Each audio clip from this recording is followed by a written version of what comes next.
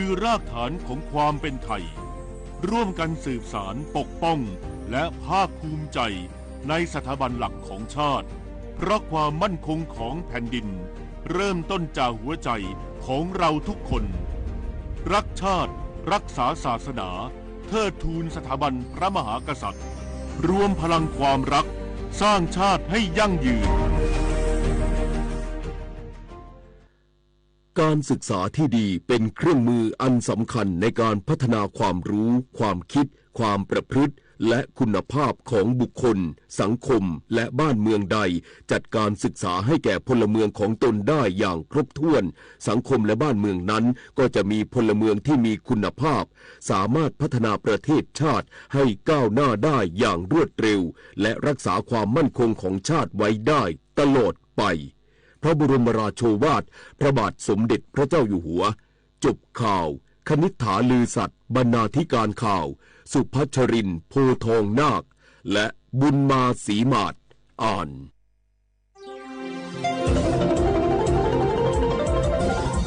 วิทยุแห่งประเทศไทยให้ความรู้คู่ความสุขสถานีวิทยุกระจายเสียงแห่งประเทศไทยจังหวัดเชียงใหม่ AM 1476 กิโลเฮิรตซ์สถานีวิทยุภาคภาษาชาติพันธุ์แห่งเดียวในประเทศไทยที่มีความทันสมัยเชื่อถือได้สร้างอัตลักษณ์กลุ่มชาติพันธุ์สู่สากล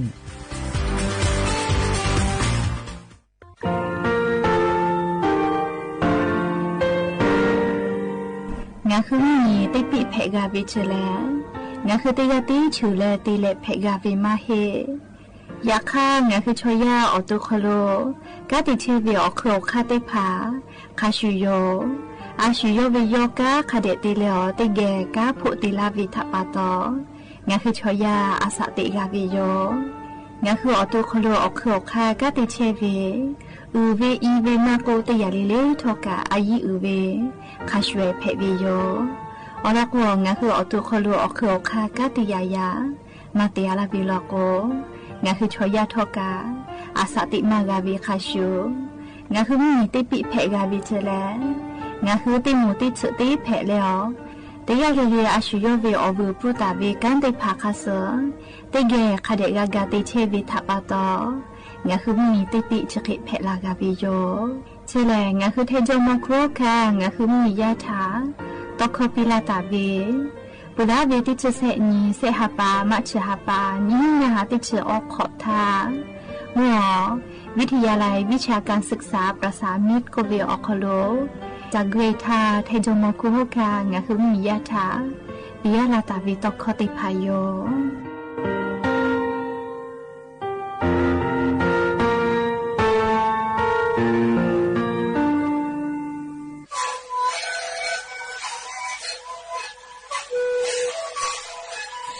นี่คือมันคือยาแก้เชื้อวีออกข้อเชื้อและหัวข้อต่อตัวออกที่จังหวัดที่ไหนAM มาบ่าเต็งที่ออกมาสุดที่เขาตัวเฮ้เต็งเลยหลอกเอาพ่อออกยาแก้เชื้อได้ไหนดูแลแก้เชื้อไหนเล่นถูกไปออกยาที่ไหนเคยแต่แล้วก็เหมือนชาพยานเต็งเลยและหัวข้อกับเชื้อวีและงานและหัวข้อก็เชื้อชนะในข้อดูในวิดีโอ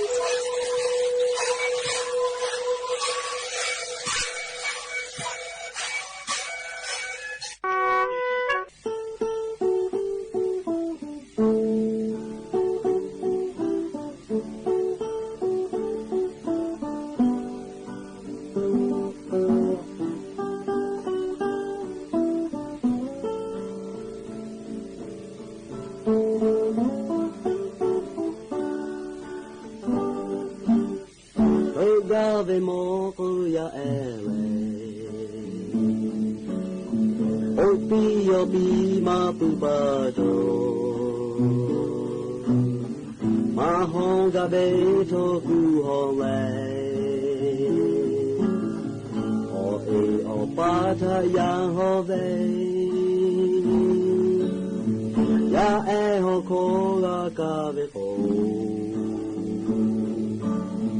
おぱおえむてぱれまちょちょちゃちじゃがれゆびぶきらべてべ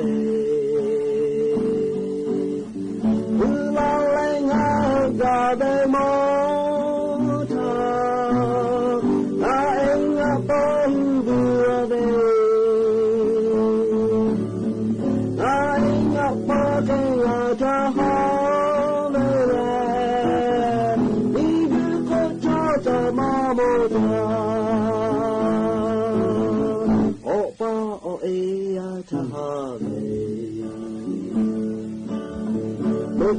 ကပြဲလဲဆိုတာတို့ရကကြာလာတို့သူကိုအာမသူဘေထောမခမဲအာရဝေမဲဥတေကြလဲဩပါဩအေဘေမိမာကို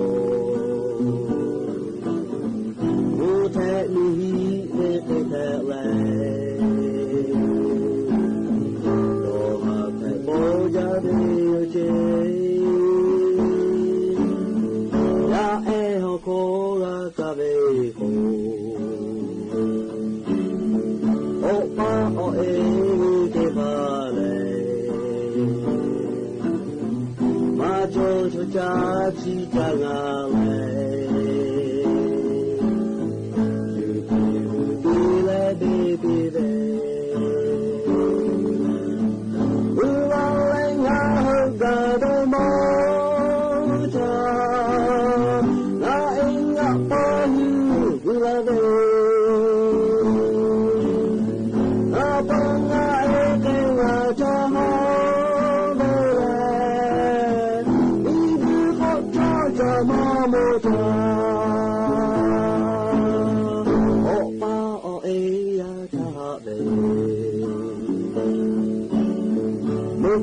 ကရဲလဲဆိုတာတို့ရောရကကြာလာတို့သူအာမသူဝေထောမခါမဲ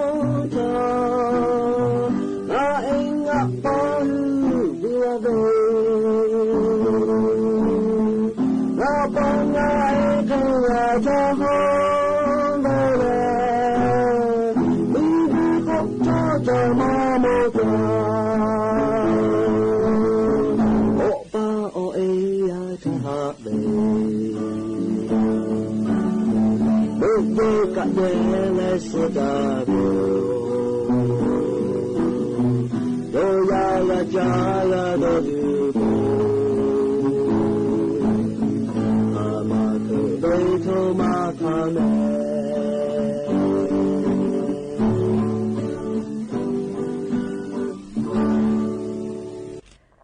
อบุดาเจวิโยอย่าเพิ่งหาติปอทอดาเจวิโอยาเฉาะคลงงาคือติปอกกะมีลาแล้วจุเป้าป้าลูเชตาเวงาคืออวิโอนีราหุยาติผักเกอติแกไรกาอบุดาเจก็วิโอคลงงาคือจุเป้าป้าลูวิโอลอซาตาอยู่เวลาแล้วกะก็กะดาเจดากิเชวิทัปปะตออลอเปิดติกาลิเลถาตาหุยอยาวิโอคลละเซจาเลอไรกาอบุดาเจก็วิโอคลหะอยู่ลาวิโยแม่หะวิโอนี่ละหุยาค่ะพ่อช่วยพ่อรู้เชตาเวค่ะคิเพเชเลติกาลิลิกาเจ จ้าแม่ดอแม่ซึแม่ก้าแม่ฮาเลดอซาเชอลีนาจะได้เจอเวียยากานี่คือไทยมีกอคโลแลมุยิขอยาเพวิทาปาตองนะคือเตกาลิลิกามุยิเซมาคัสปอตอลาตาเวอานาอากอติพัทานี่คือต่อดะแลปูกากาไกเจอจาวิดอวิเชวิจอวิเตเจลิลิพอกาอายิเตเลออาชุยอตุยอยากาทะคาเดนหาซาดักสิแมและยังมีเวียยาคโลแลจะได้สอคโลกาสเปอออนีกับปวิโยยันนี่แล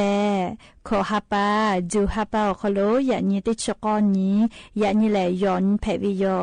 และจะขอทอนี่หินชงะขอสขอ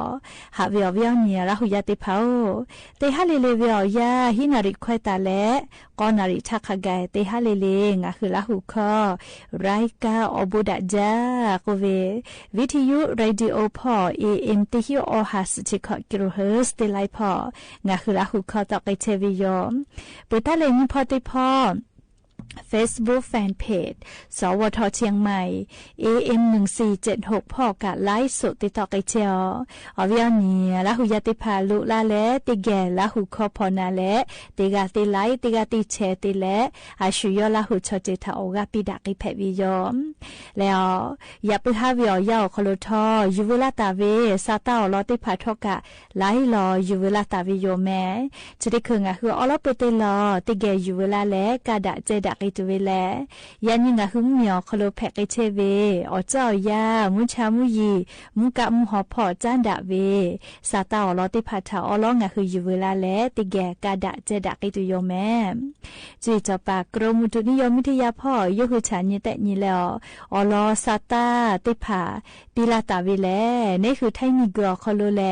ยันนี่ติชกอนตาแลนี่ชินเวียาชอคโลแลงะคือไทมีกูอคโลข้าพ่อเฉพาะโลกามุยีอาจจะก็ยอกไกตุโยเจเลงะคือไทมีเกอข้าพ่อเฉพาะโลกาเลมุยีอาจจะก็ยอกไกตุโยเจอยากข้ากะติกะติตีลอกกามุยีจอมาเฮวิเจแม่มาเหลาเวมาเฮเลมาจอเวมาเฮมุยีจอเฮวิโยเลอยากข้ากะจะได้สอคโลเลยันตาเลสอปอข้าแกมุยีอาจจะยออยากลาวิเจเลข้าพ่อเฉพาะกะเคก็เตะเลเล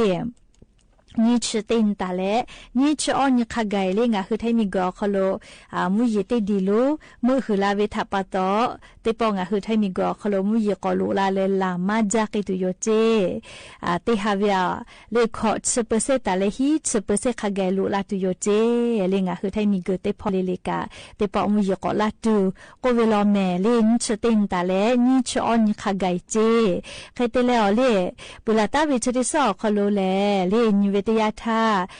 มัมมีอนาติตอพ่อเลมุหอมยิโลติดีมือเหือเวเวียนามมีอนาติตอพ่อเตะแหละเลจะได้คือ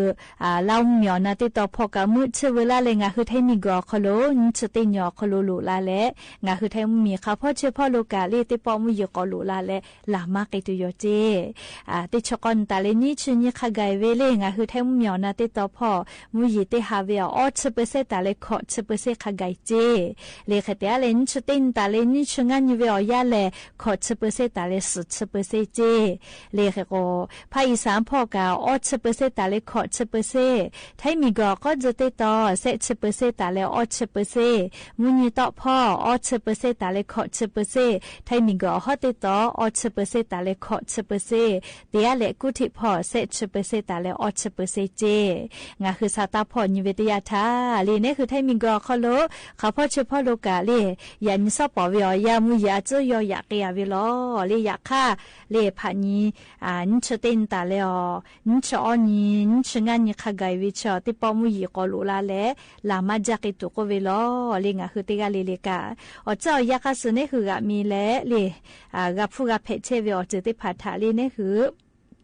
ต่อดะเลอปูกะกิจอปูนะเลติกาเลเลกะมีพ่อวิสาตติภาคะเดพอนะแม่แต่ก็แล้วเวียนี่ละหุยติภาทะอลอสาตติภาอยู่เวลาแลเลจะเคอลอติภาปิลาวิโยแม่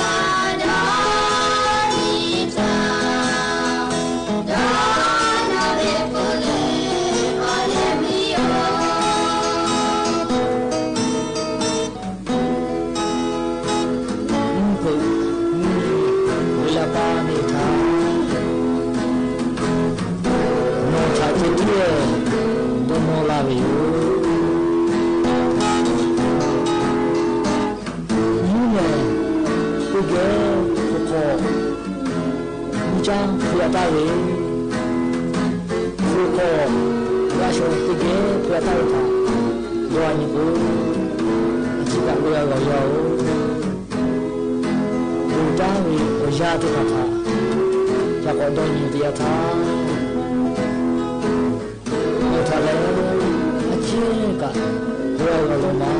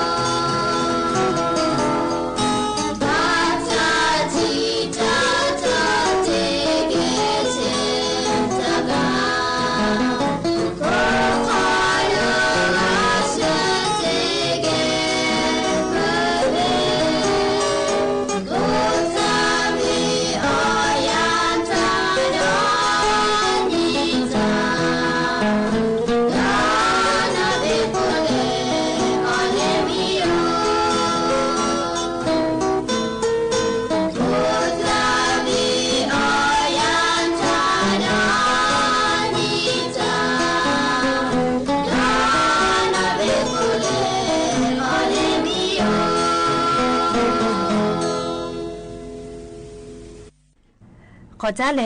เลเชซาจอซาพ่อจ้าดาเวอลอติพาทางะคือติแกขอนาสิแม่อวิอญาละหุยาติพาโอชิบุญฮาวิอยาชมอชอเกติพาอาสะกาลาวิทยาทาเลจ้าถาจ้ามาเป็นดาไกปุเวอานาโร NCD อโมติพานี่คือชมอชอเกติพาเกโลเพมาวิโลจิแม่มาเวเลชมอติพาเลติพาพาโลกจ้าตุติพาคาเดมาจิกาอามามากะจ้าปุยเวเลขะโกออกากะมาจอเวทาปะตอเลชมอชอเกติพาชุดิคือเวอยาเลเลอานามาเป็นดาไกปุเวอโมติพาเพเวกาทิมาลาวิโยชมอชอเกติพาเกอชุดิคือเพมาจาเวอานามาเป็นดาไกปุเวจ้าเวดอเวเทเวจอเวอาสติคาถาจ้าดะเลเพลาเวอลอติอานาเลงะคือชมอติผาเพมันจาวินาบะเตอสมเวอานาจิแมเลเพื่อเลนาบะนี่เราก็จะได้คือเลบาวะอานาเจอสจ้าอคโลอชอจอเวอานานะอวิอญาระหุยาติภาบาวะอนาชกะก็ตูจาแม่งาคือจ้าวิดอวิอคโลคเดมาจิกาวิทยาทาลิงาคืออตูลูวิสิวิอเจติภาทะกับฟุกเอลาวิโยเฮโกติภาพาโลโกเลจ้าโกจามาวินะช่วยจ้าลิอชูจอเวจ้ามอก็เมเวตาเปียวอาลูทากะยูจ้าเรียกโกจามาช่วยวิจามาอาเลเมจามาแต่ก็เลยมือเลี้ยงหัวตุคโลเลยอานาติจือปติจือเพตอลาเวอสมเวอานากะก็ตุวิติอานาโยหาซาเลกะมาในปื้อเมเลใครติแลเลยบาวะอานาอสเจ้าคโลอชอตาวิกะคาชุโยเฮกงะคือติกาลิเลกะยะญีอาสากาลาวิทยาทาจาวิดอวิพ่อกะสอจาปื้อวิโยนี่คือหมอก็เมเวจือเวดอจอเวเจติกะอยู่มาเพลอเลยอลอกงะคือดอจอเวจือเวอเจติภาคสติกะอยู่วิทยาทาก็ตูจาเวเลียอานาบาวะอานามาโกอสมเวอานาชริภางาคือชมอชอเกเกียวกาทิเพมาวิเจ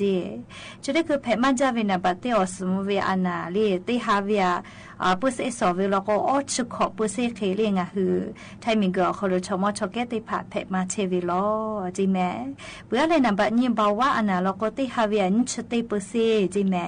เบื่อแล้วอุนอเนพอจันดาเวอานานาลีญิปุเสภะคิจอเชวิโลจีเลชูเวมอลาเวและโอกามาจอเวเลจะเขตยาลาโกเลเลอตุโคโลอานาจะได้พาเตจือปุติจือเพตอลาวิเจอานาจะได้พาเลฟากาวิโยเลฟาเวอค่าคาเคกาติฟาเลโกโกเตงาคือจาวิดอวิทากาฟุเปจ้ากาจิกาวิโยเลจอลอกุลอยจ้าชมอคอโกเวจ้าผู้จ้าลือลอกเวบาโกเวเลเฮก็ชอจาวิอชูจอมาเวอาเลเมอาเลค่านาปอพอยคือเวชริภากางาคือกาจายอกวิโยเลออติภาจากาเลเข้ากล้องก็เวนะ เลยจะนอชอจอมาวิจิแม่ตีกาลก็จะสิอจะเจเลยตีนี้เวอคโลลิงะคืออจะเวอลูกกูนะอลูกกูลืมมาจะชอเจคนโนติภากะชะมาช่วยเวลก็ตาจาจิเมลิชมาสกะชอจะเวลก็ชะมาตาจาเจสาลือเลยกะชดิจ่อทุเรียนเลยทุเรียนเนวิโอยาเพวิโยลีอลงะกุโดโจจายาคติผาโลกมาโดโจลีอปิญูเวียขามากาจีเอโกงะคือทุเรียนชะกะจามาจากกุมาดาโลเมอชอกุว่ามือจงมาจาวิจกุมาเรียกติเลฮอเวอซาจอวิจิทุเรียอคลุกาเฮโกฮอจาลืจังะคือฮอจาลืจาทาลิทุเรียจาวิโลโกกาอตุขกาทิฮอวิจิเมอุกุมืออุกุนาลาวิโยโอกูกะมือลาวิโยลิมาโนมาเทติเลมุยลาวินาลิฮอจาวิอยาคโลลิทุเรียจามาวิชกะเฮโกลิงะคืออสมุเวอนาเพเลลิบาวาอนาเพวิชอติพาเลจัตุคเดกาจิกาเลคเดกานิสอจาปุวิโยลือเลกะมอสาลาวูปิลาวินะชติพาทออยาจอลิงะคือคเดกาดอวิโยแต่ก็แลอวิอเนียราหุยาติพาทาชุดิคือวิอยาชมอชเกติพาเกอเพมาจาวิอานาแลลี่นาบัติอสมเวอานานาบัญญบาวาอานาเจเรียกกงะคือชมติภาจาวิดอวิพอคาเดจิกาปื้อแลลี่อตุเชซาจอซากาตุอโปนาลีติกาลิเลทาอลอชติภาอยู่เวลาแลลีจะเคเกามาลาวิโยแม่งาคือ10 บาททองเยเชเวชอติภาโนคือนัชเยอติติภาจุปากาวิโลโกงาคือกาเยโจเวกาสาติพายโยงาคือสิทธิประกันสุขภาพแห่งชาติไม่กา10 บาททองสิเซชบาเยเชเวชอติพาเตขอวิอคโลงาคืออปอนัชเยติพาจุปากาวิโยงาค่ะงาคือกาติกาวิโยออกคาติพาเลไงจ้าแอปพลิเคชันสปสชไลน์สปสชไม่เลกานคืออตุนคือสถานีอนามัยมะโกศูนย์สุขภาพชุมชนเมืองไม่กะอาจุยารัฐบาลวินาศเยนคือ10 บาททอเยเชวิอติอคโลเกและจะปากาเพวิโยและออเลมุติคาแลนคือสายด่วนสปสชก็เวเตแซศูนย์ชีวิตถาทุกเกและคือนาชเยอติติพาจุปาเพวิโยและงาคือกาเยโจเวละไทยกษาติพาแลบัตรประจำตัวประชาชนไม่กะอาจุยาราชกาตอลาตาเวหมายเลขบัตรประจำตัวประชาชนที่จุเซแม่โจเวบัตรติพากาเพวิโยย้ายบามาโจเฮเวชอติพาโลโกใบเกอตาติเลเยเพวิไม่เก่าปอยเวบัตรประชาชนเกียวเยนาบะทอรอติชอเกียวเยเพวิโยและงาฮือลุเยตาเวนัชเยติพานี่คือเวบัตรประชาชนข้าสอมากาตาเวติพาโลโกโนฮือเชตาเวอติอคโลเยเสพาเวละโลลาตาวิลิมาให้กะข้าคอลอคโลละโลลาตาวิข้าเซไม่กะโนวิปอลิเมลีละโลลาตาวิลิมาติพายเยเพวิโยไม่เลยกะโนคือเยงาเชียวิโลโกเยงาเชียวิใบเสเยงาเชผู้เปียวิติพายอีกาผู้มีผู้เปียวิใบเสติพาอตาติเลละท้าติพายเยเพวิโย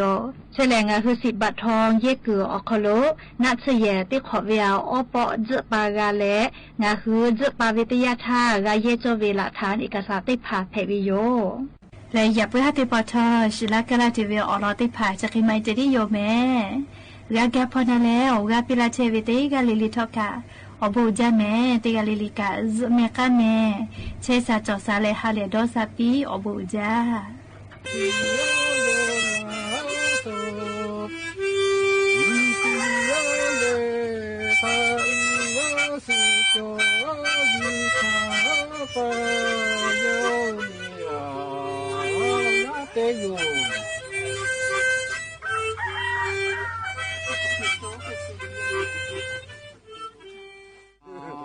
ยาติอาโทเล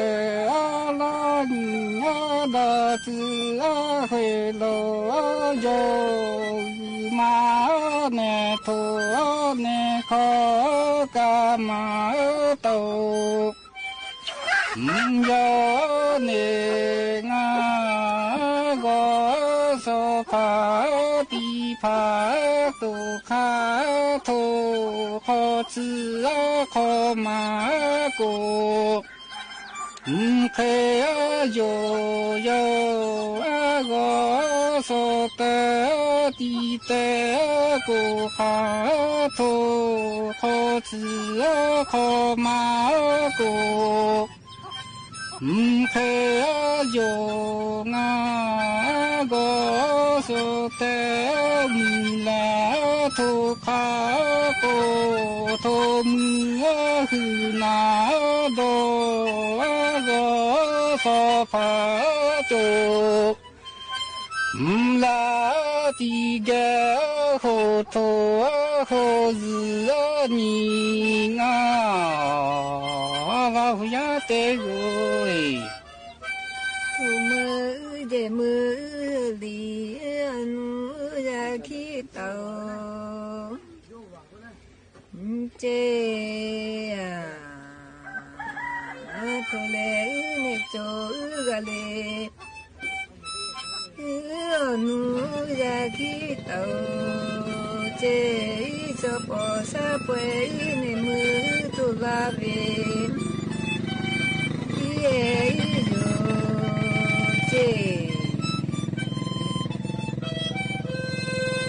ชะปา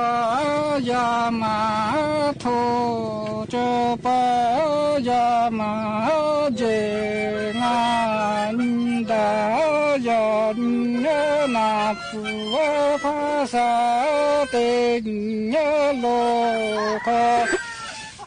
ดาเนโคกะเคโยโกยะจิติโกมะนิยะดะติเฮโกยะสุโคจิเอโกเปลาสุกุอาเจเทยะกุอาเนอาโกเนกุยามาโกกะเจยะสิยะโดคาโยงายะเตกุยนูเนโคเปเจอิสินะกะเวอิมะเฮโอเจโซโซโคซาเกเจนูจาอิโจเปซาเปอิโจลาเวเจติเออิโจเนเจชะปายามาเสงาโจปายามาเสงายาติยะโทเลเนซคาฟูโต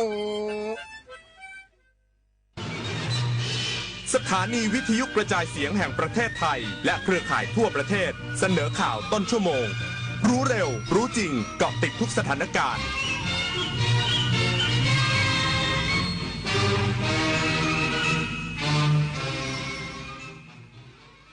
รับฟังข่าวต้นชั่วโมง 21 นาฬิกากับผมบุญมาศรีมาศครับ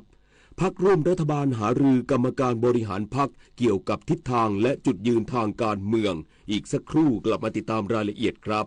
คนไทยรักสุขภาพฟังทางนี้ขอเชิญร่วมออกกำลังกายสร้างสังคมสุขภาพดีกับโครงการแสงดำใจไทยทั้งชาติเดินวิ่งปั่นป้องกันอัมพาตครั้งที่ 11 เฉลิมพระเกียรติด้วยแนวคิดใหม่ออกกำลังกายเป็นนิสัยห่างไกลสโตรก No Stop No Stroke สมัครได้แล้ววันนี้ที่ wrb11.thai.run ถึง 31 สิงหาคม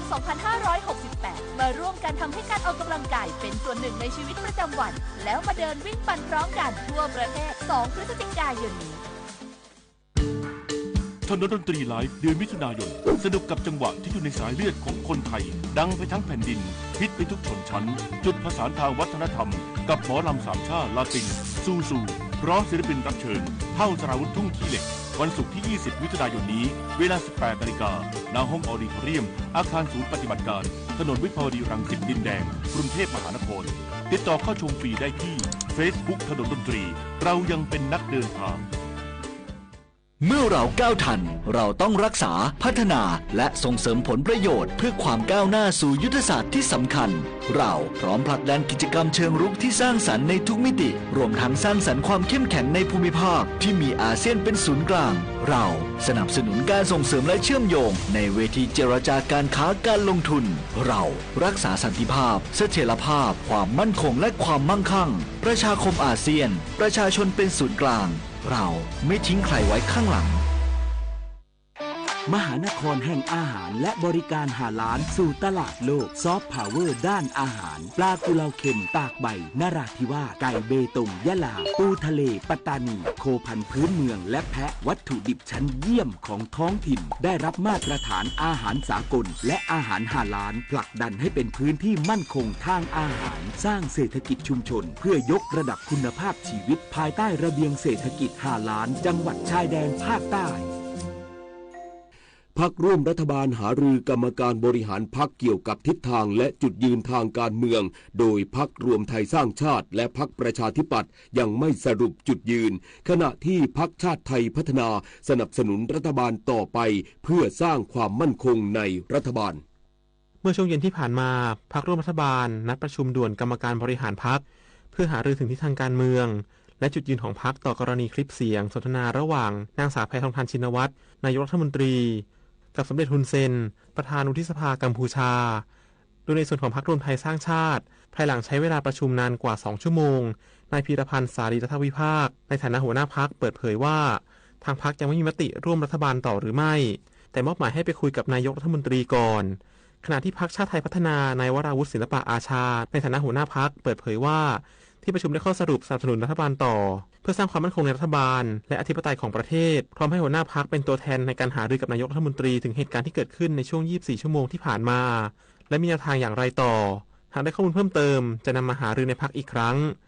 ส่วนพรรคประชาธิปัตย์ผู้ช่วยศาสตราจารย์เจนจิรารัตนเพียรโฆษกพรรคเปิดเผยภายหลังการประชุมว่าจะร่วมรัฐบาลหรือถอนตัวเป็นมติร่วมกันของพรรคซึ่งการประชุมในวันนี้เป็นการพูดคุยถึงเหตุการณ์ที่เกิดขึ้นเพื่อลงมติกำหนดจุดยืนของพรรคเท่านั้นโดยผลการลงมติหัวหน้าพรรคจะเป็นผู้เปิดเผยแบบเป็นลายลักษณ์อักษรอย่างเป็นทางการอีกครั้งชวนันท์มาลีรายงานกระทรวงการต่างประเทศเปิดเผยคนไทยในอิสราเอล2 คนประสานขอกลับประเทศไทยขณะที่คนไทยในศูนย์พักพิงที่อิหร่านยังคงปลอดภัยและพร้อมช่วยเหลือหากต้องการกลับประเทศนายนิกรเดชพลางกูลอธิบดีกรมสารนิเทศและโฆษกกระทรวงการต่างประเทศเปิดเผยความคืบหน้าการให้ความช่วยเหลือคนไทยในประเทศอิสราเอลและอิหร่านว่าล่าสุดมีคนไทยประสงค์จะเดินทางออกจากอิสราเอล2 คนโดยสถานเอกอัครราชทูตณกรุงเทลอาวีฟได้ประสานงานเพื่อให้ความช่วยเหลือแล้วคาดว่าจะเดินทางออกจากอิสราเอลทางบกไปยังประเทศเพื่อนบ้านภายในสุดสัปดาห์นี้และจะเดินทางกลับประเทศไทยต่อไปขณะที่สถานการณ์ในอิหร่านมีความรุนแรงและมีความเสี่ยงสูงขึ้นสถานเอกอัครราชทูตณกรุงเตหะรานจึงปรับแผนที่จะย้ายที่ทำการชั่วคราวไปยังเมืองคอดันและยังให้บริการที่สถานเอกอัครราชทูตตามเดิมรวมทั้งมีคนไทยประสงค์จะเดินทางออกจากอิหร่านจำนวน4 คนสถานเอกอัครราชทูตอยู่ระหว่างการประสานงานช่วยเหลือสำหรับคนไทยจำนวน35 คนที่พักอาศัยที่ศูนย์พักพิงชั่วคราวเมืองอาโมลนอกกรุงเตหะรานอย่างปลอดภัยดีหากมีผู้ประสงค์จะเดินทางออกจากอิหร่านสถานเอกอัครราชทูตจะพร้อมให้ความช่วยเหลือโดยทันทีปริญญวิทย์เปี่ยมสมบูรณ์รายงานนายสุรพลโทนวณิกศิลปินแห่งชาติปี 2540 ถึงแก่กรรมอย่างสงบสิริอายุ 98 ปีนายยุทธิการอิสรางกูลณอยุธยาอธิบดีกรมส่งเสริมวัฒนธรรมกล่าวว่าได้รับแจ้งจากกองทุนส่งเสริมงานวัฒนธรรมว่านายสุรพลโทนวณิกศิลปินแห่งชาติสาขาศิลปะการแสดงผู้ประพันธ์เพลงไทยสากลพุทธศักราช 2540 ได้ถึงแก่กรรมอย่างสงบสิริอายุ 98 ปีโดยทายาทกำหนดจัดพิธีสวดพระอภิธรรมระหว่างวันที่ 20 ถึง 25 มิถุนายนนี้เวลา 18:30 นาทีณศาลาศรีวัดธาตุทองและพิธีชาปนกิจในวันที่ 26 มิถุนายนสำหรับศิลปินแห่งชาติที่เสียชีวิตจะได้รับสวัสดิการช่วยเหลือเมื่อเสียชีวิตค่าเครื่องเคารพศพและค่าจัดพิมพ์หนังสือเผยแพร่ผลงานเมื่อเสียชีวิตสำหรับนายสุรพลโทนวณิกเกิดเมื่อวันที่ 7 พฤษภาคม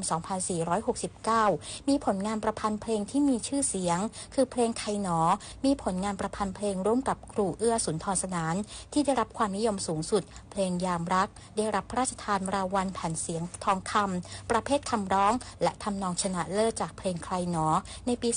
2507 และเพลงเพชรตัดเพชรในปี 2509 มาริชโยรายงานปิดท้ายที่ปตท.และบางจากประกาศปรับเพิ่มราคาขายปลีกน้ำมันเบนซินแก๊สโซฮอล์ทุกชนิด30สตางค์ต่อลิตรสำหรับกลุ่มดีเซลราคาคงเดิมมีผลตั้งแต่เวลา 5 นาฬิกาวันพรุ่งนี้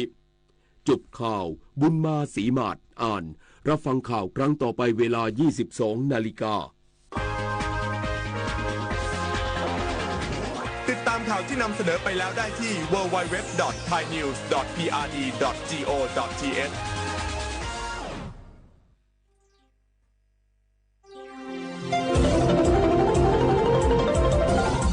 วิทยุแห่งประเทศไทย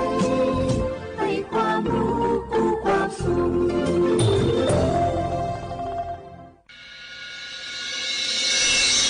สถานีวิทยุกระจายเสียงแห่งประเทศไทยจังหวัดเชียงใหม่ AM 1476 กิโลเฮิรตซ์สถานีวิทยุภาคภาษาชาติพันธุ์แห่งเดียวในประเทศไทยที่มีความทันสมัยเชื่อถือได้สร้างอัตลักษณ์กลุ่มชาติพันธุ์สู่สากลสปสชโยอานาลูกาดูโยมือจซาโดลาญานาโกลุคุมญาอุตาจซาดูเจียวหลังในญานีหลัวแม่บาประชาชนยาวเดอซาโฮซากูกูหวงแนนีเชหวงเกนีวาซีคอเตบาดทะยัก HPV มะเร็งปากมดลูกโรคเอสไวรัสตับอักเสบซีนาโกเฮเดอ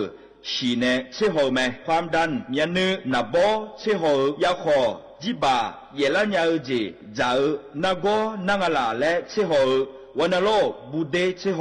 ขแม่เสดงเชโฮสิญญาเจมอนาสปสชติซุมซุมจำยอสปสชเขตหนึ่งเชียงใหม่นากาจำยองาซุมญีเยงาซุมงปายโยดามโอเดนากาตีโกจำยอนึมานาโกนาลูเดนากาติซุมญีซุมโยกานาลูกาดูเมเดฮัลโหลสวัสดีครับพี่น้องอายุอันนี้เดือขยาวโฆษณาไกกะกอสถานีวิทยุกระจายเสียงแห่งประเทศไทยจังหวัดเชียงใหม่พบปานเนอบีเคฮอมอนาแอออนหลีญาเมเจสถานีวิทยุกระจายเสียงแห่งประเทศไทยเฮนาอย่าซินุกอนบีโอดูอย่าล่อนแต่ช่องหางละหาเชกะบอดกันเนอดูฮออีสอนีกามาลาวเนกามองขากา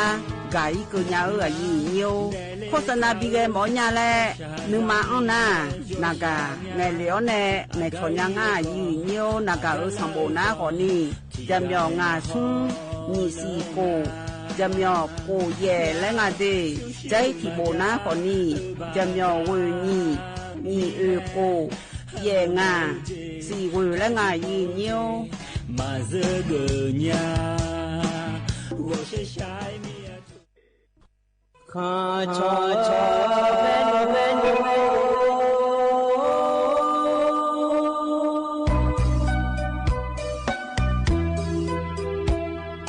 在你照顾里我到我注意卡本在你怎么里我到我超意卡本错怕马西早茶路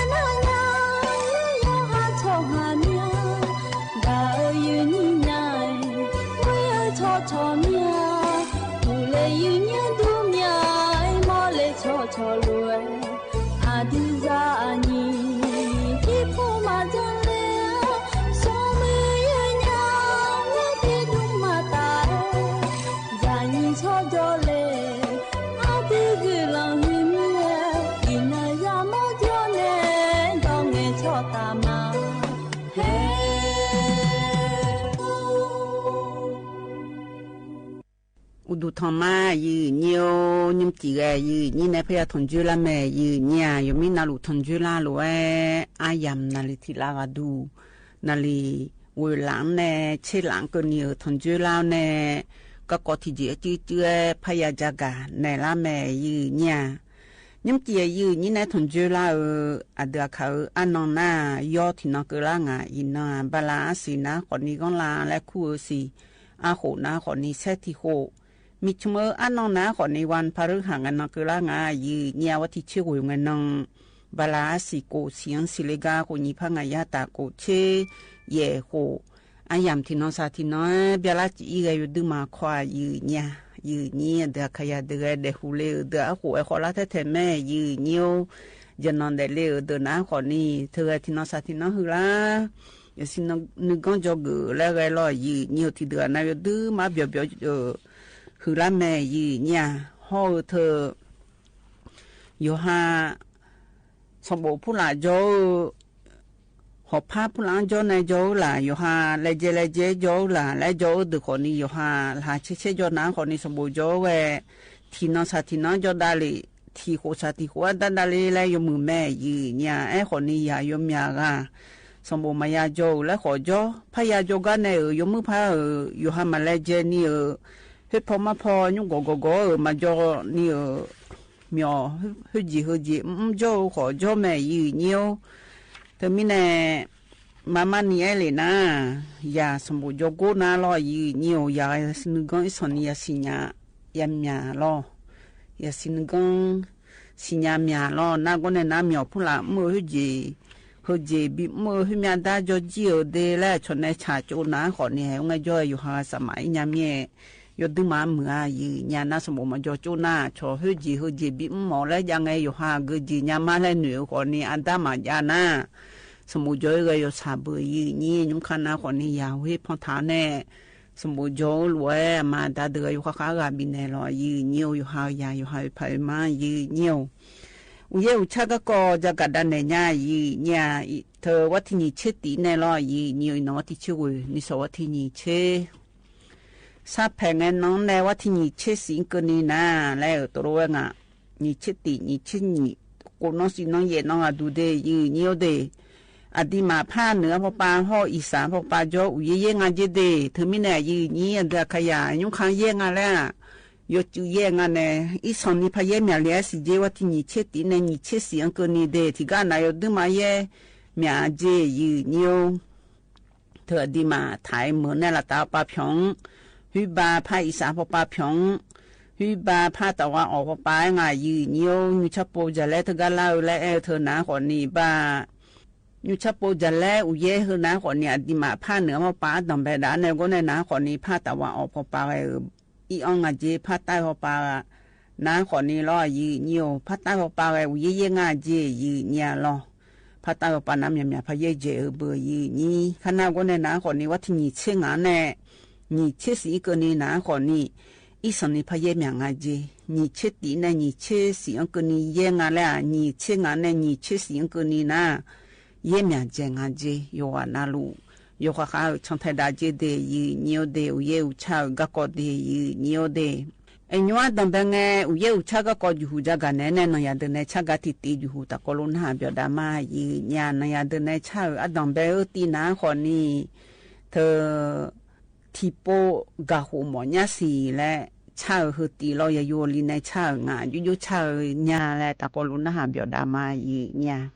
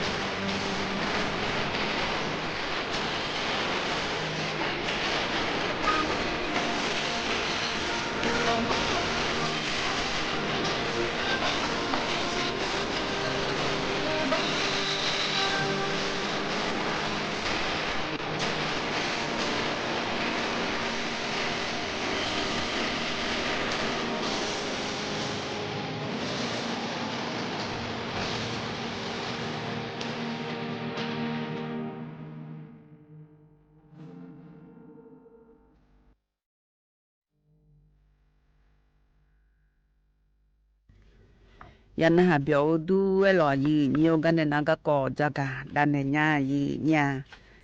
เฮก็ดูนาลอยีเนียวทกาชอคณะรัฐมนตรีบ่มาลอยีเนียวมิชาไปช่องปปาอชรัฐบาลมยอมกาอย่าเล่นนาคนนี้อชเวคือและงาแทเวคือและเธอนาคนนี้มิชาไปช่องเธอรัฐบาลช่อหายุโหเจทกายุโหและเธอนาจิมิเนและเงินนาคนนี้ทกาแม่แต่งโหแม่งางอีจูสหาดวงอย่าเลี้ยวเมียมิชาเธอโหลเมียมิชายายุโหงายีเนี่ยมิชาทกายายุโหและเธอนาคนเนี่ยชเวคือและงาแต่ยจิมันนากจบละจังไงกายาเลนาคนเนี่ยรัฐบาลบิโหเนี่ยรัฐบาลช่วยอยู่หาผิวบาบิเนี่ยละงานเนี่ยยีนี่ยุชาโปทกาแม่แต่เนี่ยแม่งามอีจูบีอีกายาเลมิชาเพชงชรัฐบาลเนี่ยยุโหและเธอนาดอโตงาเชวุช่องอาเจยีเนี่ยทกาตัมโบกึ่งช้างทิกาตัมโบอิทักขิงทิกาตัมโบสามมหาโพนทิกาตัมโบคิเลทิกาตัมโบแม่ตัมเฮนาคนนี้ตัมโบคิเลทิกาอำเภอแม่แต่ละเฮเดอานาทกาตัมโบแม่แฝดอำเภอสันไซทิกาเดยืเนียวเดเฮนาคนนี้ชอสร้างอุโมงค์ส่งน้ำและงายืเนี่ยทกาแม่แต่ห้องแม่งามบีอิวลอยยืเนียวเฮชอมิชาดดงพอปาอีจูยากาบิกาอีจูบิเยอและจังโดกามิชาเฮยาเลเมียชลทบาชหันในยุโขแน่ผู้บาผู้ละชุนแดงานแน่ยีนี่เฮยยีนี่จักกันแน่หรอใจทิตีอดูนาขอนี้อินว่ามือถือผู้ละโดลาในรอยีเนียวก็กอขอเงอขอพี่หอมาเงอขอพี่หอแล้วยาที่ปวดนาอยู่หาโยจุมันบิจุมนาอยู่ขอจังงานแน่ยีนี่เจ้ามาเมื่อละเฮนารอยีเนียวทกาเธอตลาดคำเที่ยงและไงเนี่ยย่างคำเที่ยงรอคำเที่ยงเดินนาขอนี้ภายดีดูย้ายเดแล้วรอภายดีดูยังอาเดและตัวเพียหงอาเจเธอไม่ไหนตัวเพียหงเมีย ผู้ว่าราชการจังหวัดเชียงใหม่เฮอนาขอนี้อชเอกชนชหาและงานลอยยีนิวภัยบิดีดูและเพทางาและโคโลเพหอเมียเจ้าหน้าที่บิโซหอยเจบิโกหอยเจเธอก็บิโกหอยเธอนาขอนี้สมนองบิเอเจยีเนี่ยว่าที่เชสมเชเชงาหรอสมนองลูบิหอยเนี่ยเฮก็ในนาขอนี้ยันลันเดชหาเฮชงเฮลองพยานาหาเจพันนาหาภัยที่ดูแลมายาและตัวเองเจยีเนี่ยเธอมีในยุชาโปอายมันในชอเชยเฮนาขอนี้ภัยที่ดูตะกามือถือพ่อป้าเพียหอหลวยมันยังดีและรอยีเนียวจากกันง่ายหรอใจติตีก็ดูน่ารอยีเนียวเธอก็ดาหาบ่มาแน่เนี่ยง่ายยีเนี่ยเธอพอบทบในเนี่ยเธอน่ารอยีเนียวยอมก็ทับบ่พ่อป้าในเนี่ยเธอน่ารอดาหาบ่มาแน่เนี่ยเฮนาอียุมอดีมาถ่ายมือละเฮนาขอนี้นายกรัฐมนตรีนากาไงโฉเธอบากัมพูชาบปาเนตะกอลวยไงโฉก็กอเธอนาก่อนนี้แกก็ลุงเหและเพียหอหรือก็กอเธอนาลอยเนียวแกยจุมาจูเจยกอังเกอเกงานแนยมรอเธอมีในเธอก็ดูนาก่อนนี้อชดาหาบมาแนเนเธอนาก่อนนี้ดาหาบมานาอดีมาเธอถ่ายมือละเฮนาก่อนนี้ยมือเจยจูยกกาบิโจปาลอยกขาเลเจมาจีเลวตัวงายีเนี่ยเธอมีในยุ้มขังหน้าดาบมาแน่เนอคือนะขอนี้อดีมาไทยชหายวนนาลุเทียที่กานึกันนึกว่าไปยกขาบิชนไทยหมอเมียแล้วยกในน้าขอนี้ยกหาเมืองยกหาชหังอาชยด้วยมาบิจอนี่อาชที่เจมาบิเอนี่ยกหาเมือเทียที่อาวิกาพอยกขาในเลยยกขาเลยเจดาวเนี่ยเด็ดดาวพอยอหลัวดีและจากกันง่ายยีเนี่ยชดดาพอปันในลอยยีเนียวยุมขานาขอนี้ก็กอตัวยาลัวอย่างนั้นเด็ดช่วงอะไรยาชันเทดาแม่ยีเนียวก็รู้ว่าก็กอหืนนาขอนี้ยุเปิดดางาและโยกานาลูตะก็รู้เธอชันดาวยาชันดาวก็กอแม่ลอยยีเนี่ยใจที่ก็ว่าดูยีเนี่ยจากกันเนี่ยนาลอยยีเนียวตะกาสลังอดักเขาพบปะพิอนในจากกันเนี่ยงานเดียเนียวเดชเกษตรกรรุ่นใหม่ที่อำเภอดอยหล่อพบปะในเดียเนียวเดอำเภอดอยหล่อจังหวัดเชียงใหม่ละเฮนาอิยมนาจียายากุบมาลอสลังอดักเขาพอนึงมาเดทุเรียขังจีเนี่ยลอทุเรียเขาเนี่ยอิยมสิเลอดังเบลสียาจาดอกมาจีเนียวเธอก็เธอสียาจาวเนี่ยเธอกุข่าวปานในเพียหอน้าขอนี้ยดึมาขึ้นยาเล่มเสียตัวเพียหอขอมือรอนับพระจ่าหอเธอยกขึ้นจีเนี่ยเธอมีในจึงนุกว่าดูล่ออากุญิพังกายาตากุเชี่ยหัวเฮน้าขอนี้ดอยหล่ออำเภอจังหวัดเชียงใหม่น้าขอนี้ทุเรียนเธอชิเลสเมเดและยุ้มเธอก็ยกหือล้าเนี่ยหือล้าอาบองเสียทมยังไงเนี่ยเธอยุ้มสลัดดักเขาหนังยาเดินน้าขอนี้อาหูเธอก็จีไข่และมาคานีล้อยูโอผู้หลักค่ะมามุสบีเธอล้อยืนเนียวอันน่ะเธอก็เจอเลยเฮมีอาหูน้าขอนี้ยูโอเธอขอนี้และอาเผื่อมาบอกแล้วเมียเธอมีเนี่ยยูเวนเนี่ยอาเสียรัวเผื่อบอกจีขับพังงาและตัวเนื้อเขาเนี่ยกุข่าอยู่วันในบีมือพังงาเล่มเสียตัวยุ่มลอยยีเนียวเธอมีในยุ้มอำเภอดอยหล่อละเฮนาขอนี้ทุเรียนเธอคาถาอยมยาก็คาถาเจน่าจินุขวดูล้อคนยี่พังยาตากุชีเอโคนาขอนี้ยาจามาเจเดยีเนียวเดอันน่าจะเบเบลสีนาขอนี้ยาเพียหอนงายีเนี่ยกุข่าวปานแล้วบัตรต่อเพียหอนนาขอนี้เธอก็มาเปียนี่เสียเดงาเกนอเกแล้วชนในชาจูจีเมเจเดยีเนียวเดยดึมาขึ้นยาจีฮอเธอก็ชอทุเรียนหมอนทอนและคู่เธอหนาขอนี้ก้างยาวมูซังคีหลงลับแลเหลือลับลิ้นลับแลแล้วก็ยังไงยีเนี่ยรอชมยองอะเดง่ายยุ่งกือหัวหน้าคนนี้ทุเรียนชมยองเดยืนเนียวเดทุเรียนคู่เธอหน้าคนนี้มาที่กองง่ายหล่อยืนเนียวเธอไม่แน่จึงนึกว่าดูนะคนนี้เธอ มิชาเพชรยาเดอรอทการเพื่อโดยรอจังหวัดเชียงใหม่แล้วมิชาเพชรยาเดอน้าขอนี้ทุเรียคันหลังและมิชาเพชรอะไรมันทำให้จียมยาแล้วตัวรู้จักกันเนี่ยง่ายยี่เนี่ยเฮกันในหน้าหน่อยเดินในชักกะทิตีและพันหาเบียดามายี่เนียวหน่อยเดินในชักกะบินหาเบียดตีก็ดูนะขอนี้อันนี้น้องเบบนิตาในชาวรอยี่เนียวกะหมออายัมมาชักกะกะหมอยาและชาวทตีรอยี่เนียวตะกลุนหาเบียดามายี่เนียว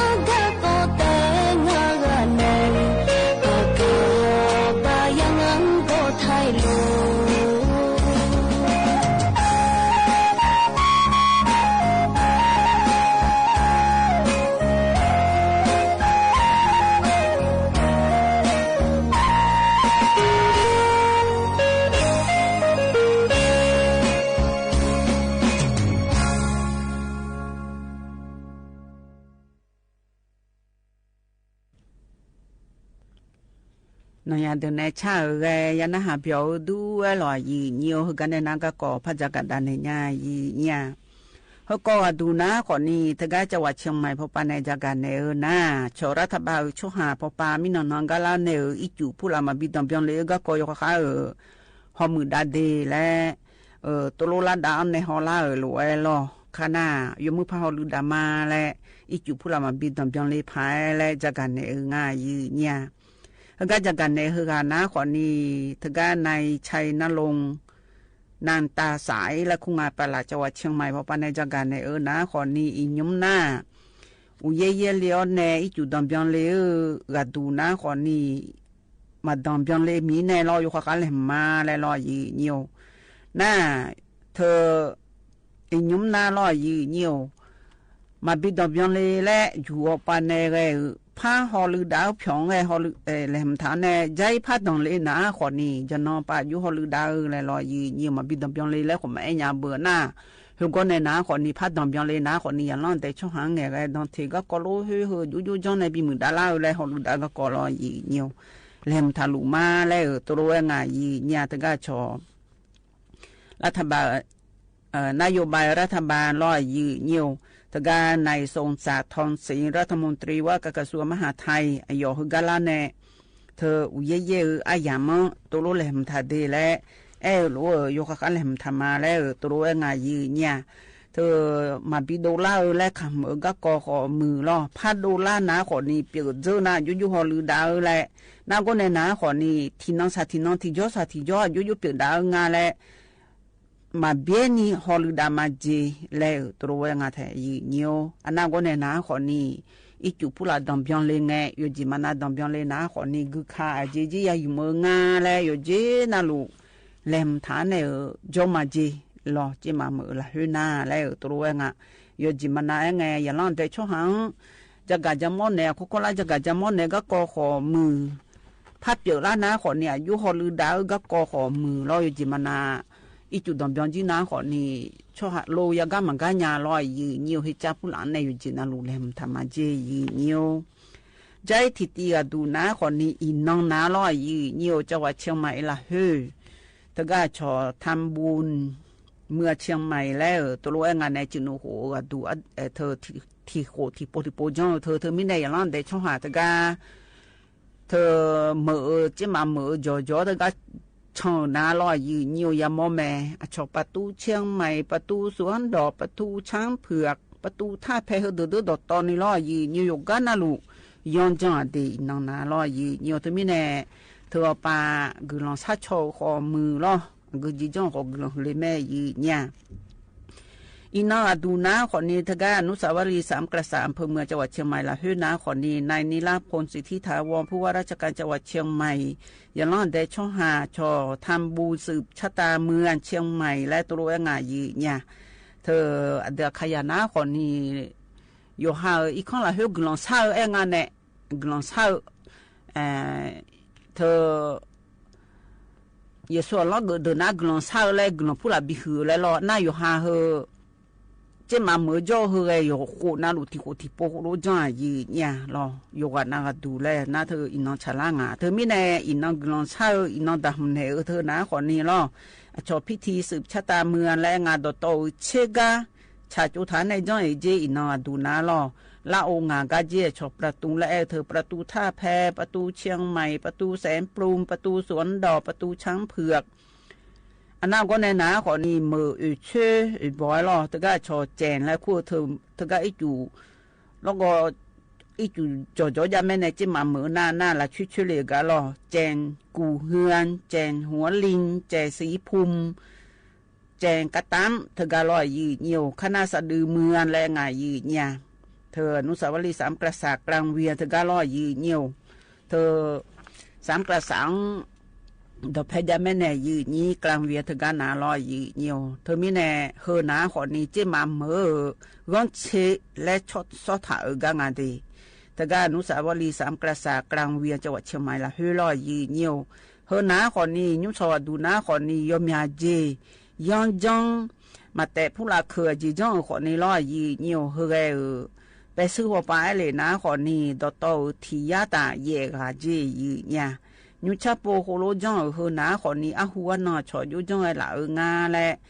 อยู่ว่านาลูยุชาโปยังจ้องเฮอยู่หายุดองอยู่หามาดูละเฮยุดองละเฮอยู่หาเจมาเมละเฮอยู่ว่านาลูกลอมบิหือและเจยืเนี่ยอันนั้นก็ในนะขอนี่อยู่หายิวมันนี่บีบอเขาเจมาเมมันนี่บีดาดาวเลยลอยยืเนี่ยน่าก็เจมามือมาจ่าก็ก่อนนะขอนี่ยังนั่นแต่ช่วงหันเนี่ยมาบีจอนี่บีช้อนอยู่พออยู่บีช้อนเลยลอยยืเนี่ยอยู่ว่านาลูละหาเช่อยู่ก็บีจอเลยลอยยืเนี่ย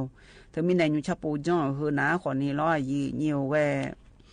เฮก็เจอเลยเธอนะขอนี่ชอเธอพิธีบูชาไหว้เสาอิทักขินรายงานเนี่ยยี่เธออย่าอะไรอย่าเจอเลยไม่รอยี่เฮยมีนี่มาฆ่าตะกอรู้อายามโคโลชาลาไงจ้องน่ายุสวดูนะขอนี้ก็สถานีวิทยุกระจายเสียงแห่งประเทศไทยจังหวัดเชียงใหม่พอปาแวชอไทยทอดเสียงแล้วก็ยิ่งรอยี่แต่ก็จิมามือละฮือเฮกันในหน้าในยาเดินในชากาทิตีและพนหาเบียดามายี่เนี่ยอันนี้บางกายในชาลอยยี่เธอยิบาดอนเนอสัชง bị gong lệ gác có chắc ở ga ta có luôn na hà biểu đà ma gì nha.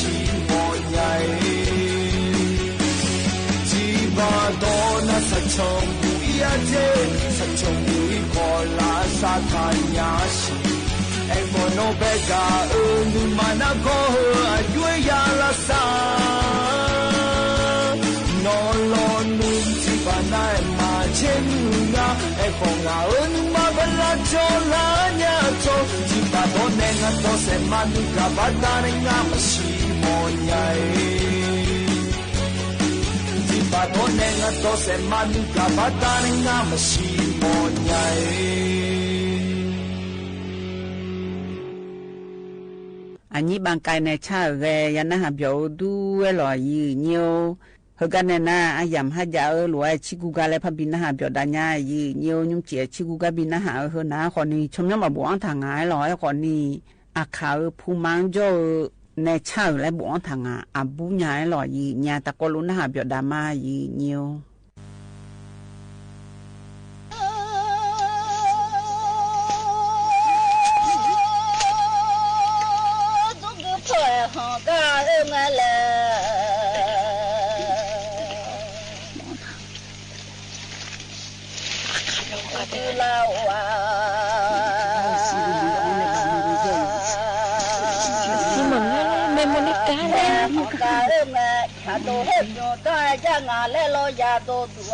Kamu doa nama lagi aku.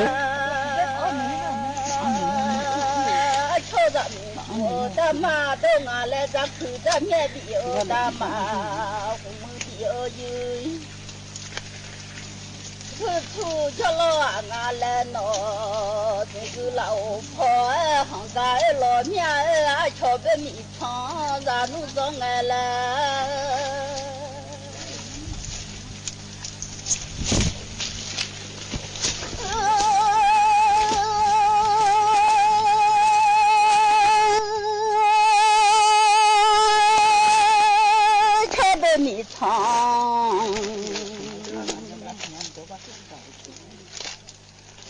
咱弄这个嘞啊，瞧他们拉都爱的边，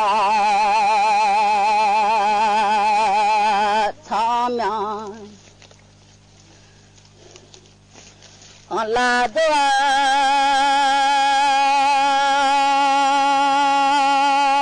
小地铺走那嘛伢咱弄起着啊，跳下伢的。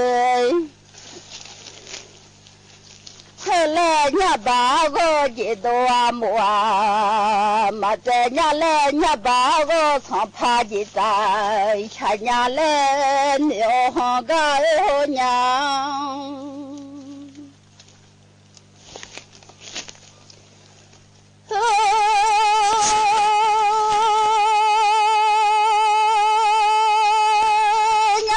我买几多？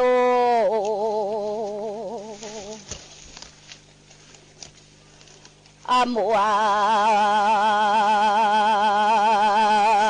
妈在我去买起多嘛牛啊，我去买起。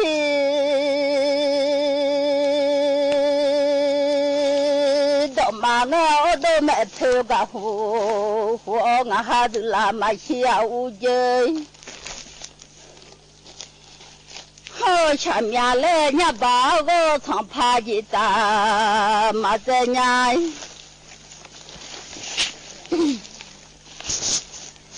他来从这里把个花当，瞧见个咱妈前面当应该的。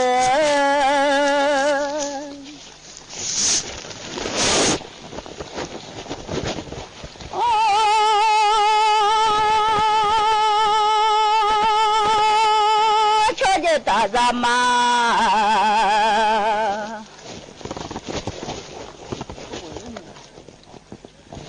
前面当，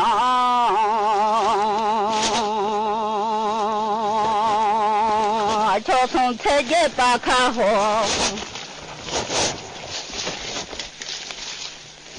大妈来一个。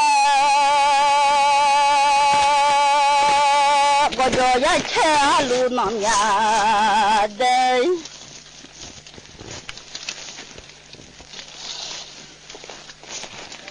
还没啊，就从菜切手的面，嘛就伢来苗些菜伢。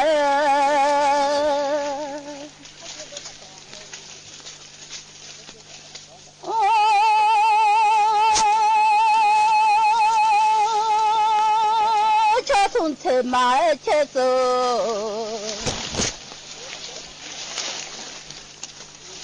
的面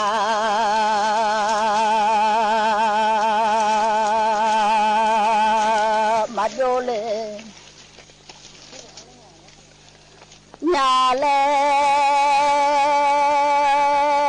我就要切路那面，就马在伢。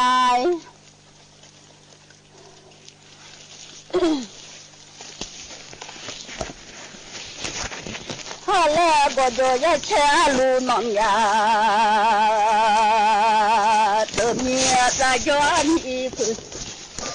在家里面拿去了，都嘛在家里总是破行的好伢，不拉一伢不得。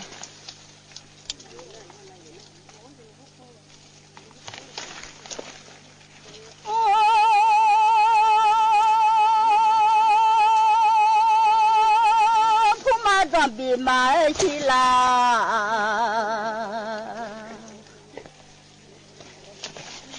哎呦啊，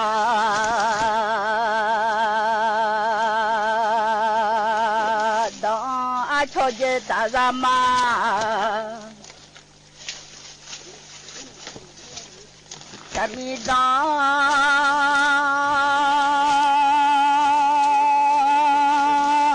从车我姐姐扒开。花当年把我接到木上的，咱家那么靠咱家庭有老汉，咱红着看老伯我要全家来。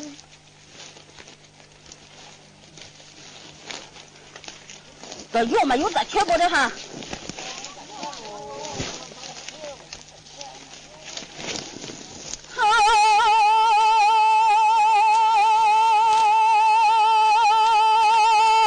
路上红的天，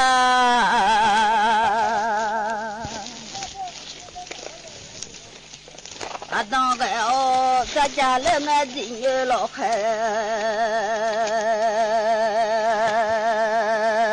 俺咱起啊那么靠个哦嘞。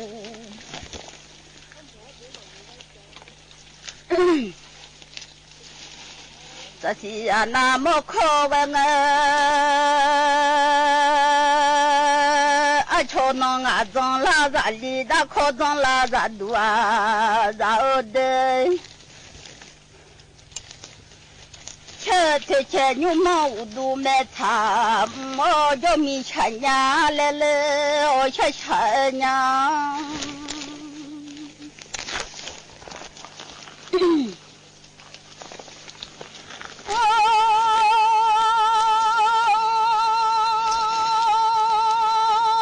这切牛毛肚，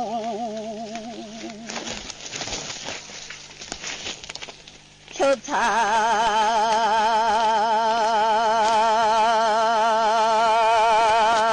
毛菜，俺把我从爬起大马表伢来，从车一把可好马表喜欢来。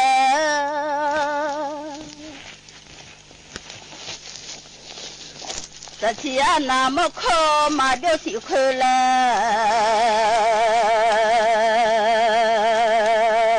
这起啊那么可这家人有老汉。等着看，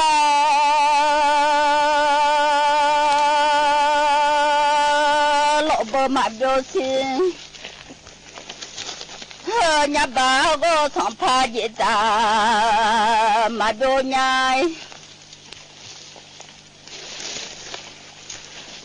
哈来瞧咱们瞧的马都米好个要浪比哦的马都瞧红比米。一出可以拿来那好娘，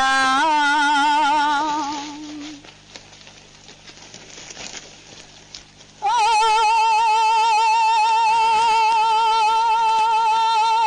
个胡都打着老嘞，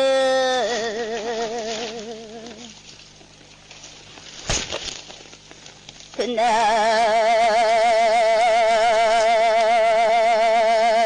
都打着普通的鸡的马多，这个嘞么？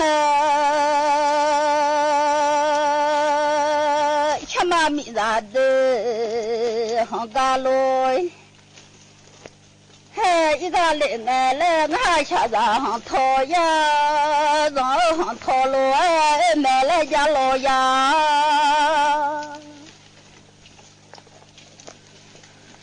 然后头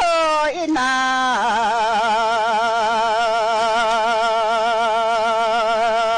桥上套路，还个买来家喽，也不冲的马多，大马上走跑去哟。好了，到马上我被就成哎，路爱平来大二就马起来伢被通的马到就马来，马来来伢哦，我的马不走，个马伢。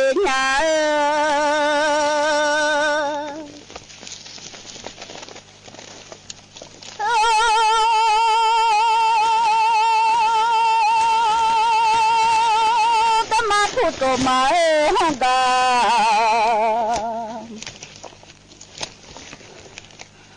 马诺啊，两个不配来不走，汉个马两，我哈个老不走汉个。切的嘛不走红个嘛喏，里面让老个鸡啊个铺，走红个喏，吃里面吃吃娘。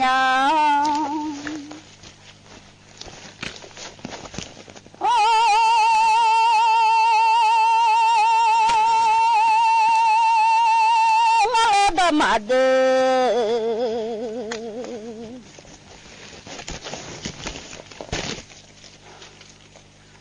红干妈儿俺哈扎罗，不走红干儿，偏那去妈妈卡上去老罗，看我娘的，偏那去妈妈卡上去老。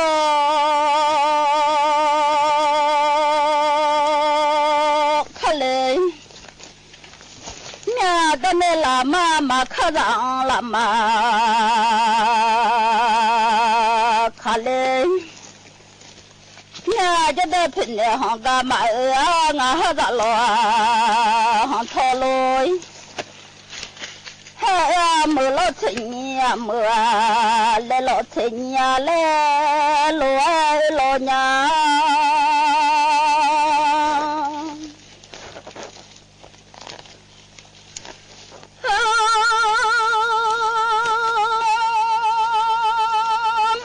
有成年么？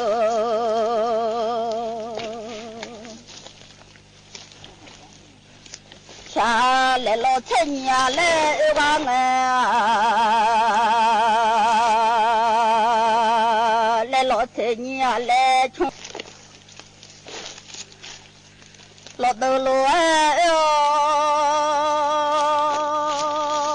也就拿老穷能把下来。伢到了吃鸡下穷米行啊，咱拉来吃嘛米农吃么子行讨老娘啊。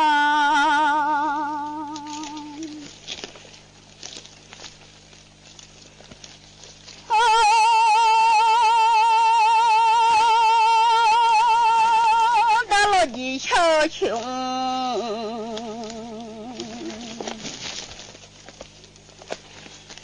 你好啊，下了一条穷米行，对拉面了一条穷米行的，好吃嘛米在炒米当对拉头伢喏，米罗妹。吃那没了成年么？吃来了好面，觉得这来了成年，来了哎晓得啦娘。那嘛叫无奈，叫无奈啊，吃那样的吼。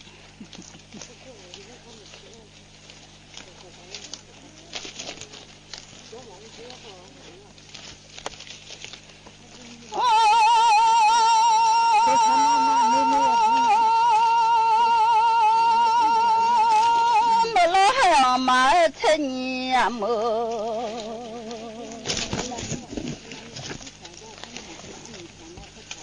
了来了成年来瞧的郎啊，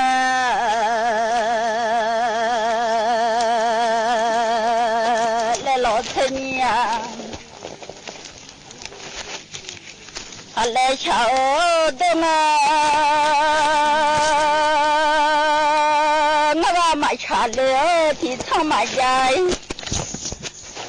娘嘛让我记得你妈的好，妈家你好那个提的，妈家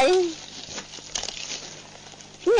还把枪的枪，妈家的娘的老娘哦，小小娘。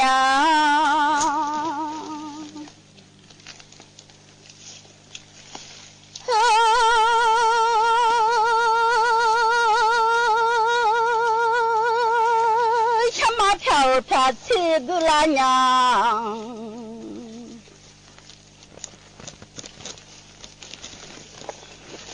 มามิจา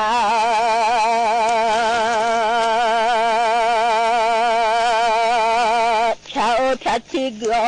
到了雪地飘雨上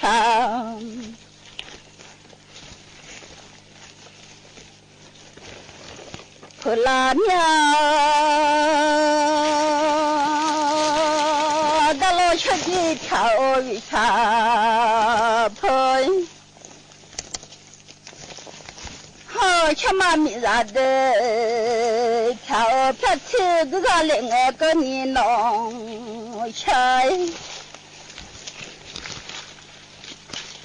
好娘下来出下弄啊来吧妈妈让来出啊来吧妈西来下娘啊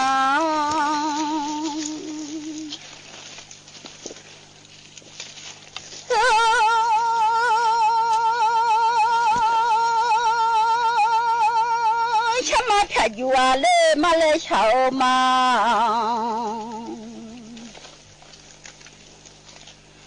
像嘛咪子，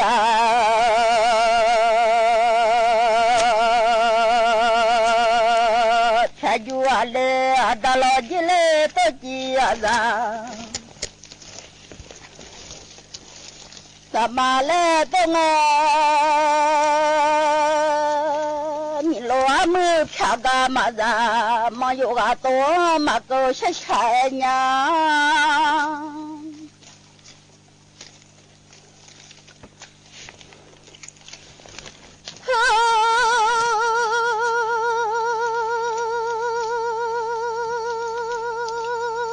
到了学习嘛，多么差。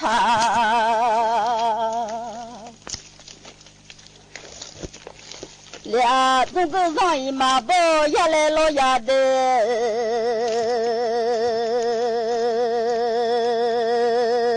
这个马路上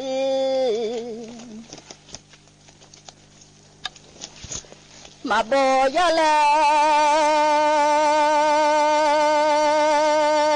这娘啊跑去嘛呀来呀。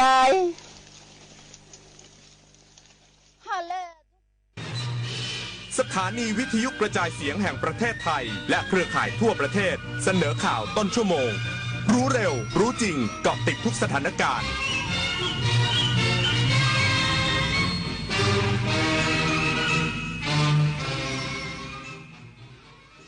รับฟังข่าวต้นชั่วโมง 22 นาฬิกากับผมบุญมาศรีมาศครับ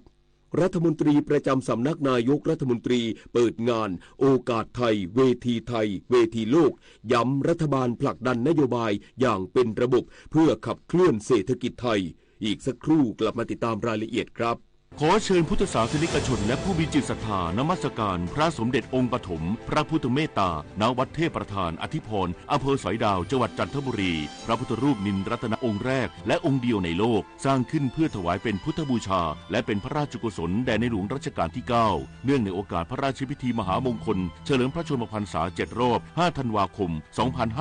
2554ร่วมเป็นส่วนหนึ่งในการสืบสานศิลปะพุทธศาสนาแห่งภาคตะวันออกสักการะได้แล้ววันนี้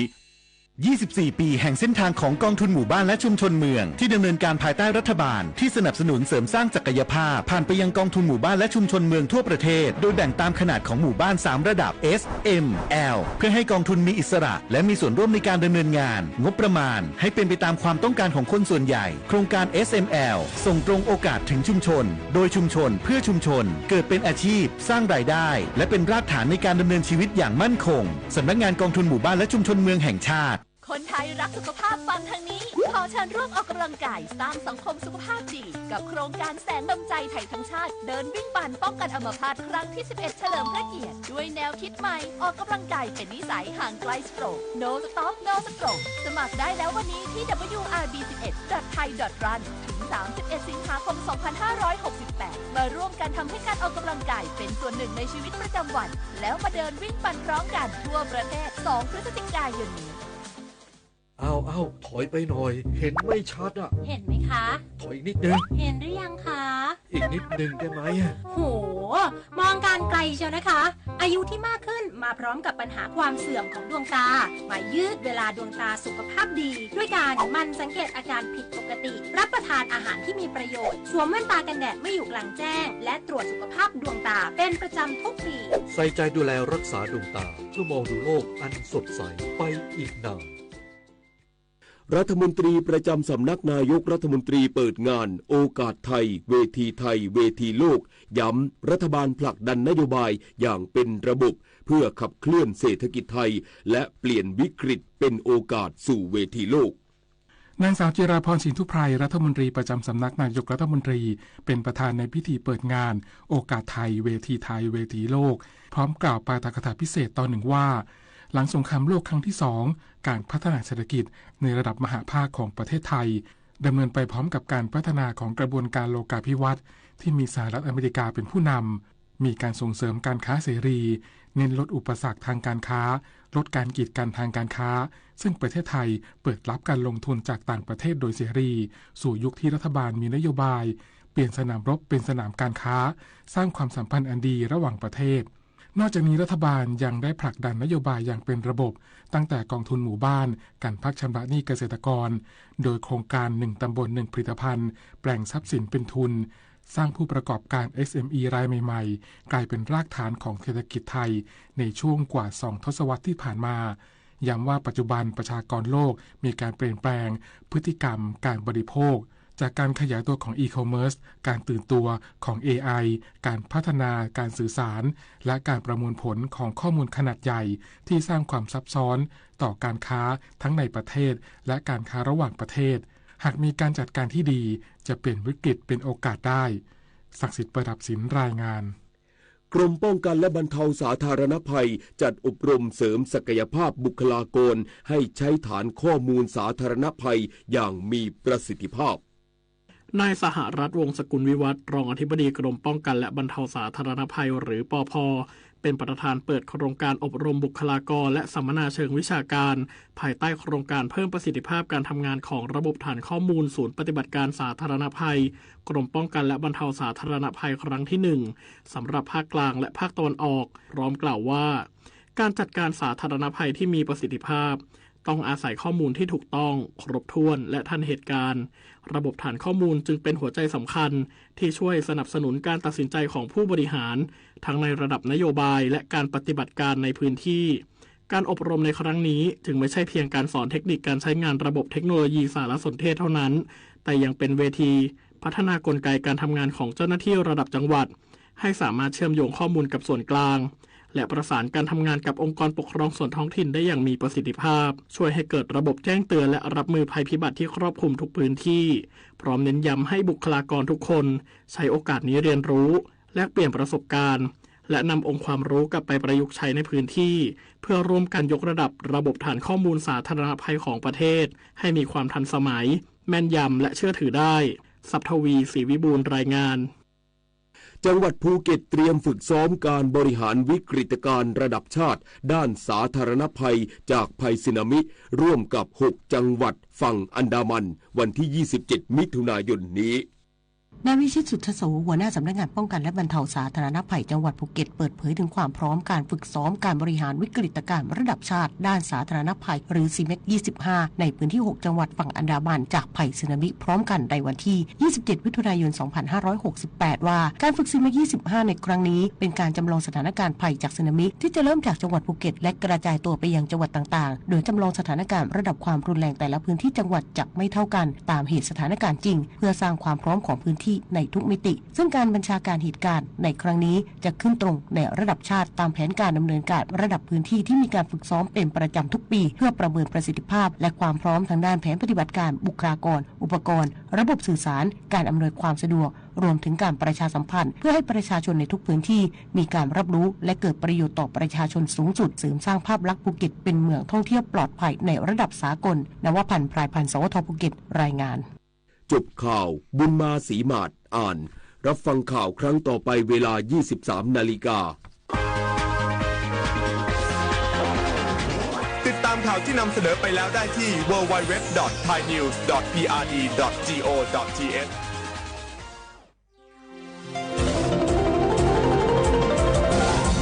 วิทยุแห่งประเทศไทย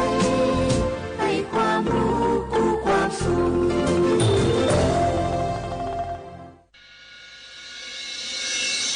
สถานีวิทยุกระจายเสียงแห่งประเทศไทยจังหวัดเชียงใหม่ AM 1476 กิโลเฮิรตซ์สถานีวิทยุภาคภาษาชาติพันธุ์แห่งเดียวในประเทศไทย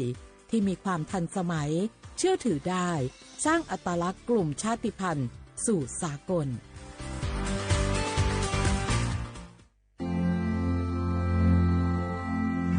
รากฐานสังคมไทยตั้งแต่อดีตจนถึงปัจจุบันเคารพเทิดทูนสถาบันพระมหากษัตริย์เป็นศูนย์รวมจิตใจที่เหนียวแน่นของคนไทย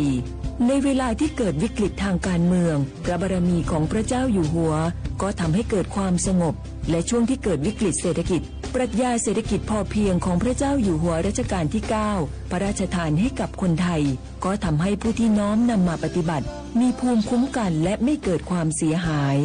พระปฐมบรมราชโองการของพระเจ้าอยู่หัวรัชกาลที่ 10เราจะสืบสานรักษาและต่อยอดและครองแผ่นดินโดยธรรมเพื่อประโยชน์สุขแห่งอาณาราษฎรตลอดไป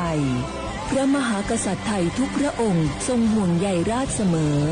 สถาบันพระมหากษัตริย์ไทยศูนย์รวมใจไทยทั้งชาติ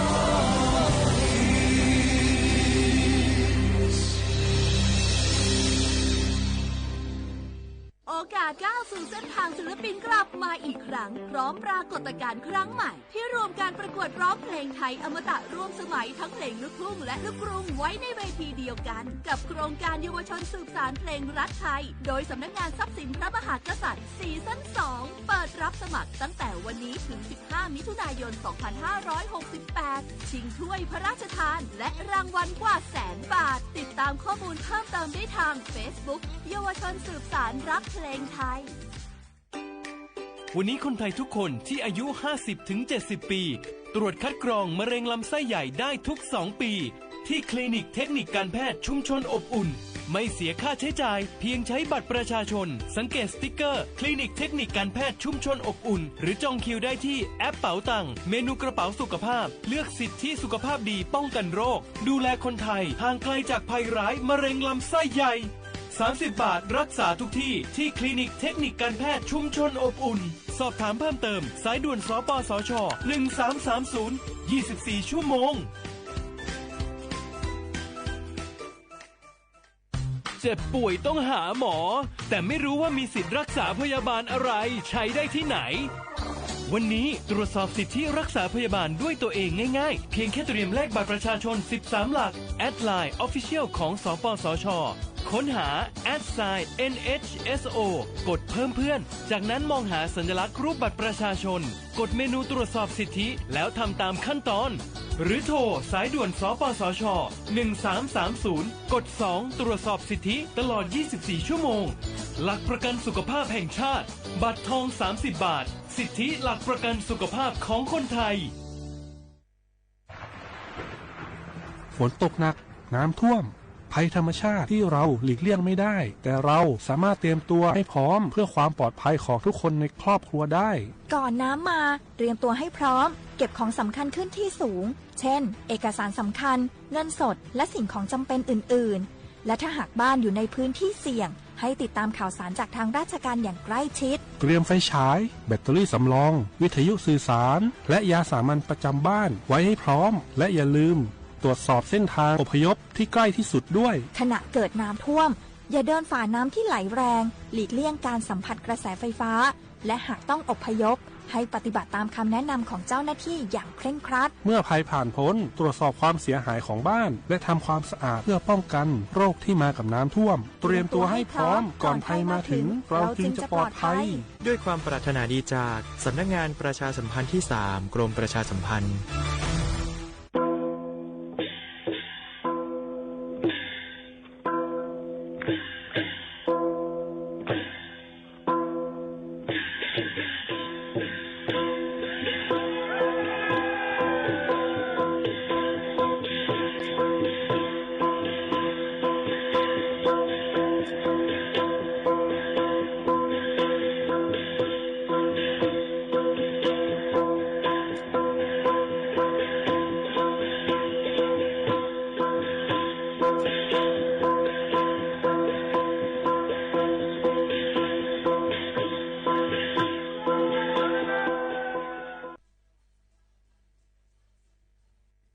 พี่น้องเขาสนใจใครปืนเผาผ่านตั้งห้องเปิดเสียงสวทเก้งใหม่ปั่นตั้งหู้ห่มปลาดังมีดังซื้อถ่อมแจ้งแล้งหลีกว่าไก่ในปื้นตีเจดอนเก้งใหม่กับสืบมาเลยดีสวทเก้งใหม่หมายฟ้น053-276-068และ0922468579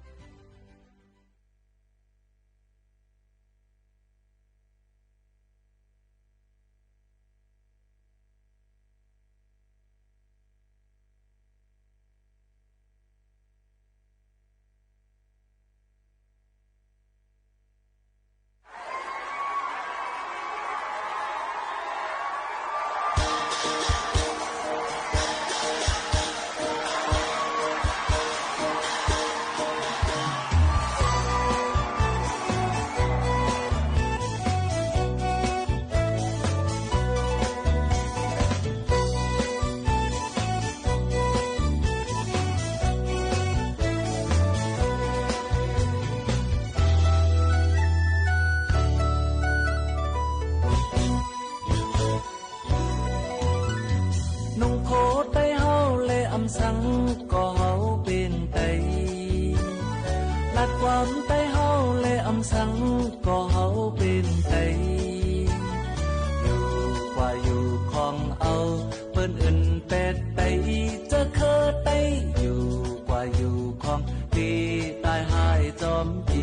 แล้วปีนั้นกว่าก็ไตเฮาตีกลุ่มอยู่เหมือนในเคอไตเมืองไตปีตายปีหายก็ว่าไตก่อนเนินเฮามิเจอหักคือตาสีเฮามิเจอ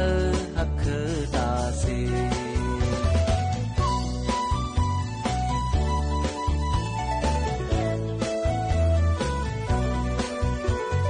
นุ่งโคไตเฮาเลยอย่าอายกอบไตก็เป็นโกนลัดความไตเฮาเลยอย่าอายกอบไตก็เป็นโกนตาอย่ามาส่งจือไตปีเลยมีจะเคอไตตาอย่ามาส่งเปิ้นว่าไตคือเหมือนอ่อนดังลาเอ็นอันน่าจะอยู่กว่าตาสิเคอไตเมืองไตคือปัญหาหลายก็ว่าไตก็เนินเฮามิเจอหักคือตาสิเฮามิเจอหักคือตาสิ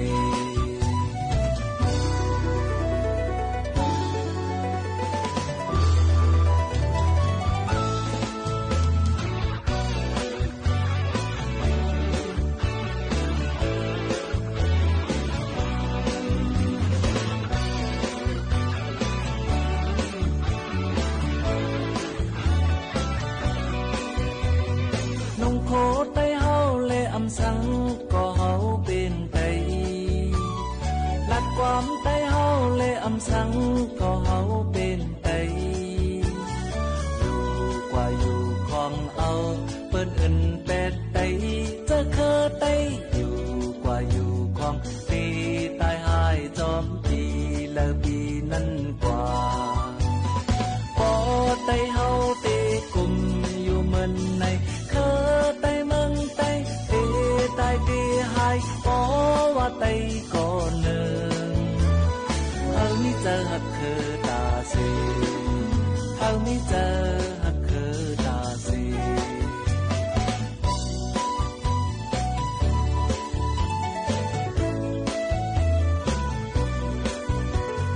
นุ่งโคไตเฮาเลยอย่าอายก็ไตก็เป็นโกนลัดความไตเฮาเลยอย่าอายกอบไตก็เป็นโกนตาอย่ามาส่งจือไตปีเลยมีจะเคอไตตาอย่ามาส่งเปิ้นว่าไตคือเหมือนอ่อนตั้งลาเอ็นอันน่าจะอยู่กว่าตาสิเคอไตเมืองไตคือปัญหาหลายก็ว่าไตก่อนเนินเฮามิเจอหักคือตาสีเฮามิเจอหักคือตาสี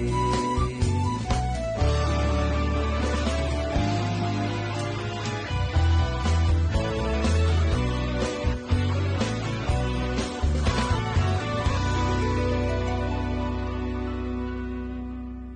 มือสูงตั้งเซงคามือสูงพี่น้องผู้ยินถ่อมเฮาคากูตีกูตังเหล็กหนุ่มเท่าใจยิง3 ป่าน7 เซนมาอยู่เป็นอุ้ยกออุ้ยเสจอมกันตีในนะคะห่มจอมฮับดอนเอามาพี่น้องเขาตีถ่อมตั้งเรดิโอออมล้ม AM 147กิโลเฮิรตซ์ค่ะเอามาพี่น้องเขาตีต้วยตั้งเงาหางเสียงนะคะตั้งเฮิรนสอมเพจสวทเก่งใหม่ AM 147กิโลเฮิรตซ์และตั้งแอปพลิเคชัน TikTok นะคะด้วยผ่านหลายตีหลายตั้งและตั้งเรดิโอออมล้มก็เหมือนกันนะคะปืนปล่อยเสียงกว่าพร้อมกันซึ่งหนังไหนค่ะพี่น้องเขาค่ะครบทบซ้อมกันดีในเย้าพี่น้องเขาก็อย่าลืมนะคะเนาะมาเป็นอุ้ยก็อุ้ยเซจ้อมกันปันตั้งหันถึงกันเขามาไล่ห้องปล่อยเสียงเฮาคาอยู่ที่สวทเก่งใหม่ AM 147กิโลเฮิรตซ์หมาย49เซนตั้งประชาสัมพันธ์จ้างการเว้งเก้งใหม่50100หมายฟนกับ1053276007 0532766007กับ10มาเมื่อพ้องเปิดเพลงความในนั่นค่ะในวันเมื่อในถึงมาในวันพัดที่19เหลือนทวน62เหงปลาย25ปีพุทธา2เหง5ปากไป68ปีได้2เหง1ปากไป19ปีก็จ่าในเหง3ปากไป7 คู่ถึงมาเหลือน7ลองเก่าคำในวันเมื่อในค่ะเนาะพบทบจอมกันดีในสิก็ได้คัดเจอเอามาบารังข่าวเงาหลายลองหลายอันเอามาฝากดวนจูถึงป่อแม่ปีน้องๆเฮาเขาจึงหนังไหนค่ะเอาปีน้องเฮาเขาค่ะอยู่เป็นอ้อยก้อยเซซ้ำกันดีในวันเมื่อในนั่นซ้ำในนั่นค่ะเนาะเฮาค่ะก็เอามาฝากไว้ปันป่อแม่ปีน้องๆเฮาเขานั่นค่ะเนาะในวันเมื่อในนั่นในซึ้งเปิ้นก็ครึ่งปองเฮ็ดสร้างในนั่นค่ะพี่น้องเขาดอนดาวันเหมือนในตั้งเจอดอนเก้งใหม่นั่นค่ะเนาะก็ได้มีอยู่องตี10องตีจ้อมกันกำเหลียวในนั่นค่ะในวันเหมือนในมันก็ได้เป็นว่าเป็นปังปฏิทินตั้งปักเย็บวันเมืองละน่าได้เป็นวันเปิ้นห้องว่าเลือนเก่าลองเก่าคำจึงหนังไหนค่ะเนาะหนังหือปกติยุคกลุ่มย่อหมุนปันมังกระตั้งเมืองจึงไทยนั่นนะคะแล้วก็ตั้งเมืองเก่งใหม่นั่นนะคะเนาะพี่น้องเขาค่ะในวันเปว่าปียาวข้าวหึงมาเย้าจึงหนังไหนสิเปิ้นก็จ่องไล่เฮ็ดลองเมเกี่ยวสตากวันเมืองเนี่ยค่ะเหตุการณ์ตั้งลีกู้สู่องตี10องตีกำเหลียวในนั่นค่ะเดมีอยู่ตีตั้ง3กษัตริย์ค่ะเดมีอยู่ที่พักดูตาแป้พักดูเก่งใหม่พักดูแสนปุ้งพักดูสวนดอกพักดูจ้างเพิกค่ะแจงกูหึงแจงโหรินแจงสีพุ่มและแจงกระตั้มนะคะองตีเจ้าในก็บนเตเฮ็ดสืบชะตาเมืองมาเตออก7 โมงกว่านะคะยก็เท่าทั้ง4เนี่ยขย้ำ9 โมงไป30 กว่านาทีในนั้นค่ะครึ่งปองเฮ็ดสร้างกว่ายก็ตั้งสวทเก่งใหม่พีอาร์ดีเฮาค่ะนั่นในก็กว่าไล่เฟซถ่ายทอดเสียงไว้อยู่พี่น้องเขาก็เขาถ่อมเขาด้วยกันไล่จังหนังไหนค่ะนี่ก็เป็นรองสืบชะตาวันเมืองเก่งใหม่อันอยู่มาปียาวเข้าหึงหนังฮือปอดีอยู่ก็จึงเย็นใจกว่าก็มีมังกรได้อยู่เศร้าทางกว่าถึงนานจังหนังไหนค่ะนี่ก็เป็นแทงหนึ่งลองเอามาฝากตอนจู้ถึงป่อแม่ปีน้องๆเขาให้แรงยินถ่อมจ้อมกันจังหนังไหนค่ะเนาะพี่น้องเขาค่ะมาด้วยข่าวเงาฟิงฟ้าราศีกันอีกอ่อนนึงค่ะในวันที่19ในจึงภายข่าวเงาฟิงฟ้าราศีเขาเปิ้นลาดไว้ว่าเดจางมีฝนตกลงมาน้ำในค่ะในวันที่21ถึง27ในหลายๆองตีเดญาผลล้มน้ำตกลงมาจังหนังไหนก็เปิ้นนั้นแลพี่น้องเขาก็หลูเลยฟังกันไว้ในนั่นค่ะห้องหับน้ำฝนเนี่ยก็รูล้อมด้วยถึงลองโคของเฮิรนเยตัวสัตว์ในไห้ในสวนเนาะค่ะหนังคือบ่ได้อำญาน้ำทมน้ำนองจังหนังไหนมาตุ่มเตอจังหนังไหนค่ะก็เปิ้นนั้นในวันที่21ถึง27นั้นฝนเตน้ำกูตีกูตั้งมาได้เป็นภาคอีสานภาคเหนือเยาก็หลายๆองตีอีกปาดังเมืองใต้เฮาค่ะนั่นนี่ก็บางตีก็ติฝนตกค่ะก็เปิ้นนั้นพี่น้องเขาก็หลู่เลยฟังกันไว้ในนั่นค่ะพี่น้องเขาถ่อมได้ข่าวงาวในลีเลอเสเปิ้นเย้าในนั่นค่ะเยาก็ห่างเฮียนกันไว้ให้ตัวตันคือกูลองจังหนังไหนค่ะเนาะพี่น้องเขาค่ะพี่น้องเขาต้องตักกันเขามาตั้งเฮือนสอมค่ะเนาะมาด้วยค่ะเหมอซุงค่ะในค่ะเฮือนค่ำค่ะยินจมขอบใจอย่านำค่ะย่อก็แบล็กไอซ์ในค่ะเนาะเหมอซุงค่ะสาวใต้หูคายในค่ะเหมอซุงเหมือนกันค่ะใจหักคือไส้ขาวเหมอซุงค่ะปีหมูขาวโน่นในค่ะก็เหมอซุงต้องตักกันเขามาตั้งเฮือนสอมกูก็กูก้นเนี่ยก็พี่น้องเขาต้องตักกันเขามาตั้งไลฟ์ TikTok ในค่ะเหมอซุงค่ะในค่ะโฮมจมฮับตอนกูก็ค่ะนะมันก็ว่าถ่อมอยู่ที่ลำปุ้นกันก็โลหิตอีสังอยู่ไม่อ้อนถ่อมอยู่ค่ะในค่ะการก็เลยถ่อมก็ใครถ่อมตัวไหนค่ะพี่น้องเขาค่ะย้อนความไปห้างหนุ่ม3 ปีในค่ะเราต้องใจค่ะแล้วก็ผมชมฮับตอนกูก็ดีต้องตักกันเขามาในค่ะกูตีกูตั้งมือพ่ออ่านข่าวนั่นอ่ำตั้นเลยอ่านข้อความพี่น้องเขาในก็พี่น้องเขาจะคัดจะเย็นกันอีกอ่อนนึงค่ะเนาะเฮาคาลิลาดกว่าเกี่ยวกับลองเปิ้นสืบชะตาแล้วก็ ตอนดามังกลาวันเมืองทั้งเมืองเกียงใหม่ในค่ะเนาะเมืองในค่ะเนาะวันที่19ในค่ะยันบอกว่าปอจอมหนังปักเยี่ยมวันเมืองล้านนาได้เป็นเหลือนเกาลองเกาคำจังหนังในค่ะโยก็มาลาดเกี่ยวกับเรื่องของงาฟิงฟ้าราศีนะคะโยก็อันเลือดไม่อยู่ย่ำพ่องตะเหลียวแต่มือว่ามานั่นในก็ได้เป็นเกี่ยวกับเลยลองจอมพ่องหลวงดังเมืองจึงไทยนายกอิงในนั่นค่ะก็ปืนปล่อยเสียงออกมาคลิปเสียงในค่ะเกี่ยวกับไปลองอุบกลุ่มกันตั้งภายดังเมืองซึ่งเมืองอันที่มีปัญหากันอยู่ย่ำพ่องตะเหลียวนั่นค่ะนะเนาะพี่น้องเขาค่ะก็เปิ้นนั้นแหละตะเหลียวในนะคะตั้งเมืองจึงไทยก็ตึกสุกสักอ่อนอานมันก็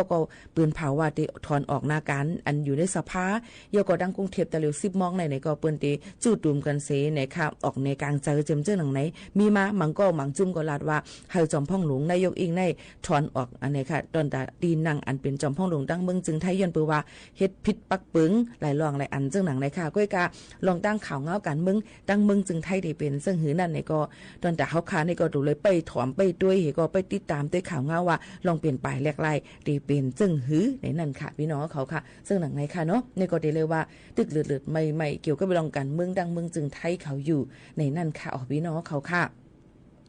พอเดี๋ยวมาตัวแทงในนั่นค่ะเกี่ยวกับลอยลองเดลหันข่าวเงาลองเพกึ่งกลางเหมือนกันในค่ะเนาะมีนางผู้กวนห้องปลิกตาคิเล็กในค่ะฮอกาผ่าเขาล้านขายโคมือวันที่16เดือนจุนป่นมา2เฮงปลาย25ย่ำหัวค่ำนางมีผู้กวนห้องปลิกมันวิ่งตาคิเล็กฮอกาคราวสีขาวผ่าเขาล้านขายโคก้นเมืองตีในปอกวันกองวิ่งตาคิเล็กแหล่ล้านขายโคมีลองลูกไว้กำพองตั้งนำในค่ะก้นเมืองในพื้นที่ก็ลาดว่านั่งยิงในฮอกาลูกตีตั้งห้องยาเมียทหารเนี่ยค่ะสีฮอมาแลเอากุ้มทิ้งเลยตั้งไว้เหมือนมือตีกล้วยกว่าตั้งซ้ายตั้งขวาเสียวขึ้นหอผาเขาล้านขายโคกว่าคนเมืองแต่มีเผอตั้นเลยหมัดเจ็บจ้อมในนั่นค่ะจือมานั่งแต่เลยหู้ในเกี่ยวเลยลองเปิงเปลี่ยนได้ก็ยินว่าปึดหมู่อีสังและปริกมันงบงี้กันตั้งเจ้าล้านไข่โคไว้ซึ่งหือในก็ไปฮู้ลองเจ้ามันค่ะตีเว้งตาคิเล็กในจุ้มปริกมันและจุ้มไผ่เกี่ยวข้องหลายๆจุ้มอันอยู่ใต้จุ้มซึกมันโฮมกันเสกดทัดตียอบกาจื้อมีไว้หลายสินเจ้าในเสเฮ็ดให้คนเมืองในปืนตีทบตั้งหยับผึดไว้ตั้งนำตั้งหลายในค่ะเอียก็อองตีหลายๆอองตีหลายๆเจตวนหลายๆเจเว้งก็ยังตึกมีลองเจ้านาตีเขาเนี่ยค่ะกดจัดกดทัดเฮาเฮียงเกี่ยวกับไปลองวัดไหวหลุดกาเฮ็ดเฮาลองกว่ามาลองหากินหยาบเด้งต้องแต่ก้นวันก้นเมืองก็อยากขันเจอไว้ซึ่งหือก็รีพี่น้องเขาก็รู้เลยถ่อมข่าวถ่อมเงาให้ขึ้นดันโยก็ให้ฟังกันไว้กู300,000เปิงเสกำในเอามาฝากดวนจูถึงป่อแม่ปีน้องๆเขาจึงหนังในค่ะอ้อหรือเขาหรือใจถ่อมด้วยเพียงความอันพี่น้องเขาย้อนกันเข้ามานั่นลูกกว่าในค่ะอันเป็นเพียงความใจสายเมาห้องไว้ว่าแม่ห้างหนุ่ม3ปีในจ่องใจค่ะฮือย้อนกันเข้ามาสืบถ่อมจ้อมกันค่ะนา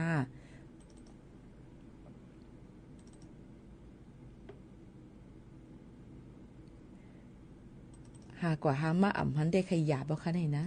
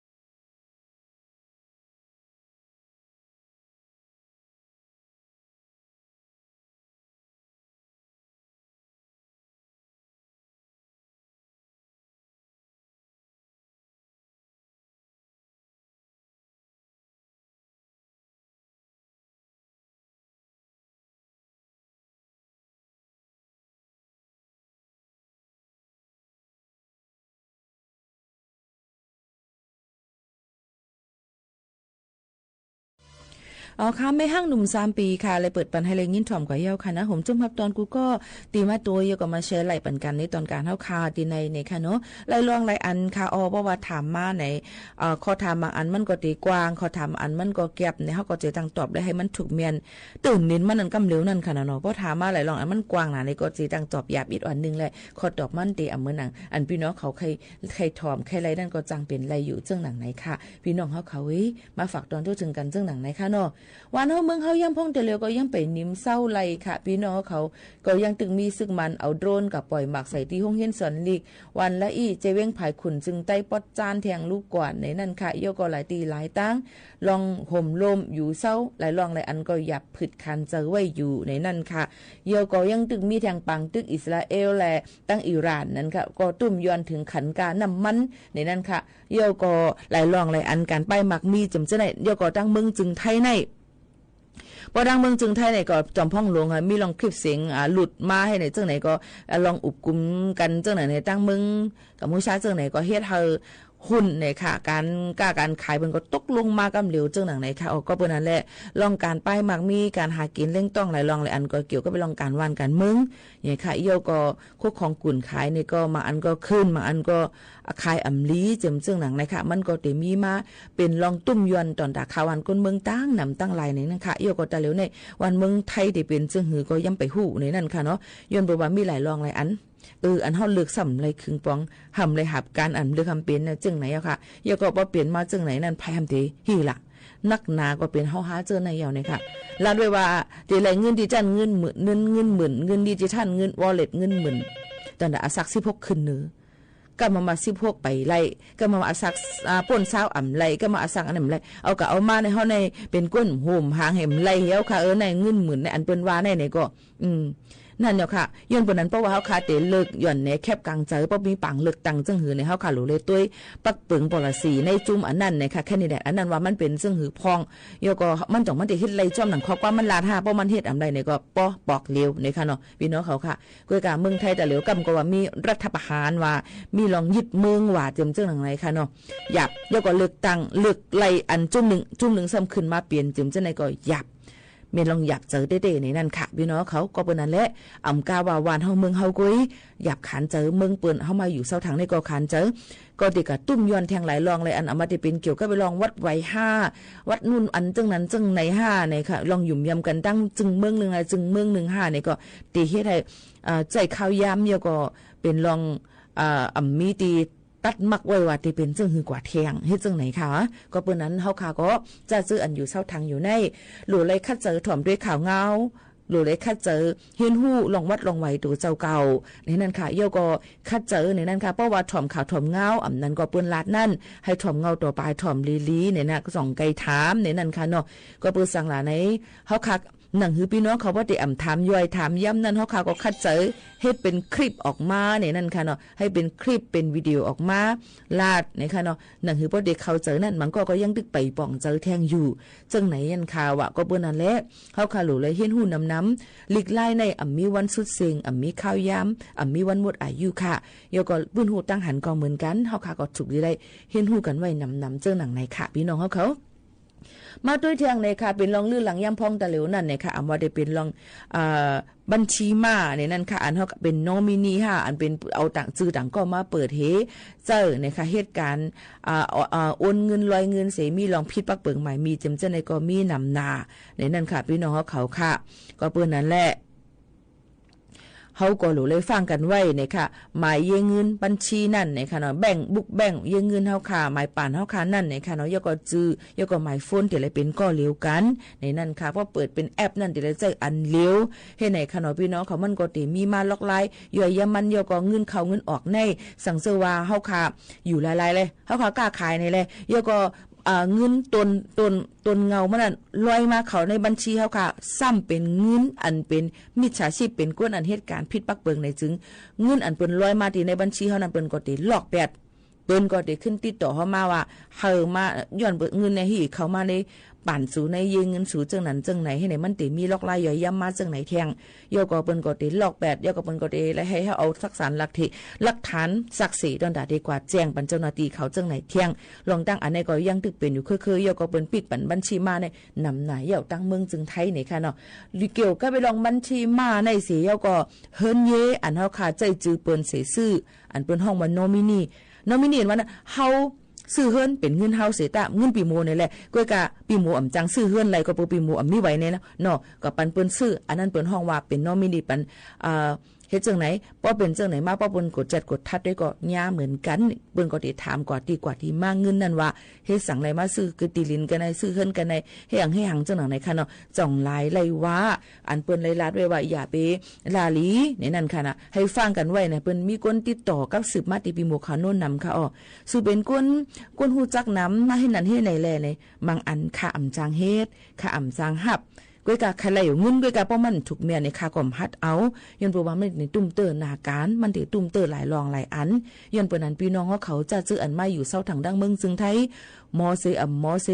ฮู้อยู่ก็ซ้ำเฮ็ดฮู้เซก็เฮ็ดนั่นในให้กึดลือกึดย่างลองตั้งเจอในย้อนเพราะว่าเปิ้นได้สืบสาวจ้อมเอา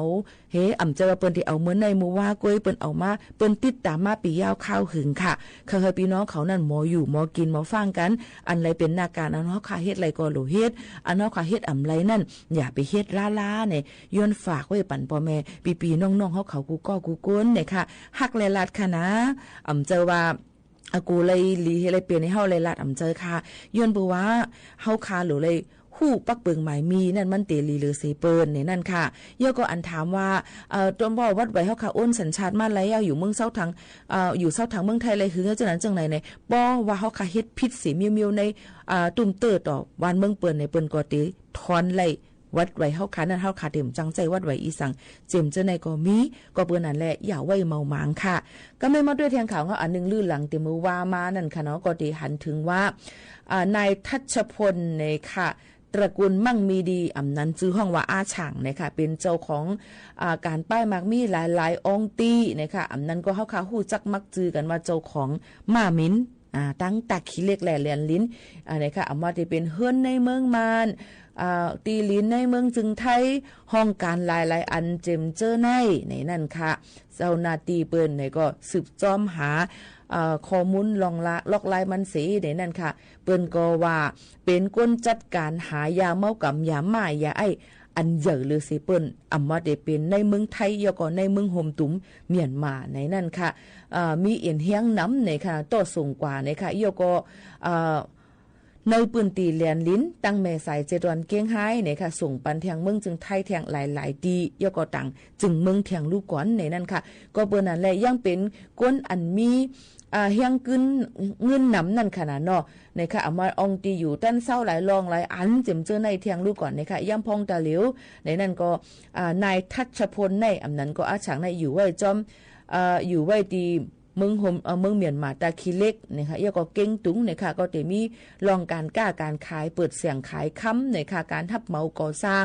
การขายอินเทอร์เน็ตแหล่งฟงในนั่นค่ะแล้วก็องตีคาราโอเกะ KTV ผับนะคะห้องหรือเซาโรงแรมนะคะการต่อส่งนะคะแล้วก็ขายเครื่องใช้ไฟฟ้าและมีแทงตั้งนำตั้งหลายกาขันเงินย่อมหรือสิ1,000 ล้านวัตต์ในนั่นค่ะก็เปิ้นนั้นแลย่ำพองตะหลิวก็ต้องใกล้ภายพลตำรวจเอกทวีสอดส่องนะคะรัฐมนตรีภายการยุติธรรมเขาในเขาก็บอกลาดว่าในปอกกำในนั่นค่ะย้อนตั้งห่มมือตั้งเมืองไทยและเมืองห่มตุ่มเมียนมานะคะดอนตาเดกวัดล่างแบดลองยาเมากำในนั่นค่ะหนังฮื้อพอเตอำเภอล่ามกว่าเอ้ก็เอาโหใหญ่โหลวงมันเจ็มเจ้านั่นอีกปาก้นกาก้นขายก้นกินเจ้าในค่ะน่ะเนาะลองตั้งเจ้าในสิในค่ะก็แลกเปลี่ยนกันกว่าแทงเจ้าหนังไหนค่ะก็เปิ้นอะไรลองตั้งเจ้าในก็เปิ้นก็เข้ากดจัดด้วยที่ตั้งแม่ตั้งเมืองไทยในสิอียอบกว่าลดกาในค่ะหมายยืมเงินบุกแบ่งในค่ะแล้วก็ห้องคอนโดมิเนียมมันใจสิสืบเครื่องปองให้สร้างกว่าจำหนังปุ่นพรเปิ้นมีไว้นั่นในนั่นค่ะในก็เป็นเกี่ยวกับไปลองก้นหมักก้นมีเขาเนี่ยค่ะเลยอันเปิ้นเฮ็ดนาการตั้งนำตั้งหลายนั่นในขณะนั้นก็บอกว่าเป็นเครือข่ายเกี่ยวกับเลยลองกล้าขายต่อส่งยาเมากำคำเลียนลิ้นลายใหญ่ กำเหลวในนั่นค่ะก็เปื้อนั้นยำพองตะเหลวนั่นพี่น้องเขาดีกว่ามาไปตีเลยสิอำว่าเฮาขาโหลเลยไว้ฟางในนั่นค่ะฮู้จักอ้อยก็อ้อยเซมืดกือกันก็บ่เปิ้นปันกินต่างรองต่างอันก็อย่าไปลาลีกินในนั่นค่ะเนาะบ่ก็เปิ้นโจกว่าไกนั้นไกในค่ะอำขวาแหนมใจยังค่ะกูเนี่ยค่ะกูตกการค่ะพี่น้องเขาก็เปิ้นนั้นแหละเพราะว่าไปค่าอำกว่าโฮมการอีสังอำกว่าปางอันนั้นปางอันในตีเผอในแค่นดอกป่องเจอค่ะเนาะย้อนเพราะว่าลองอยู่สร้างกินเศร้าค่ะฮัลโหลหาเลี้ยงลูกเลี้ยงล่างเฮาค่ะในนั่นขนาดนี้มันหยาบเนี่ยเขาบ่เปลี่ยนมามัน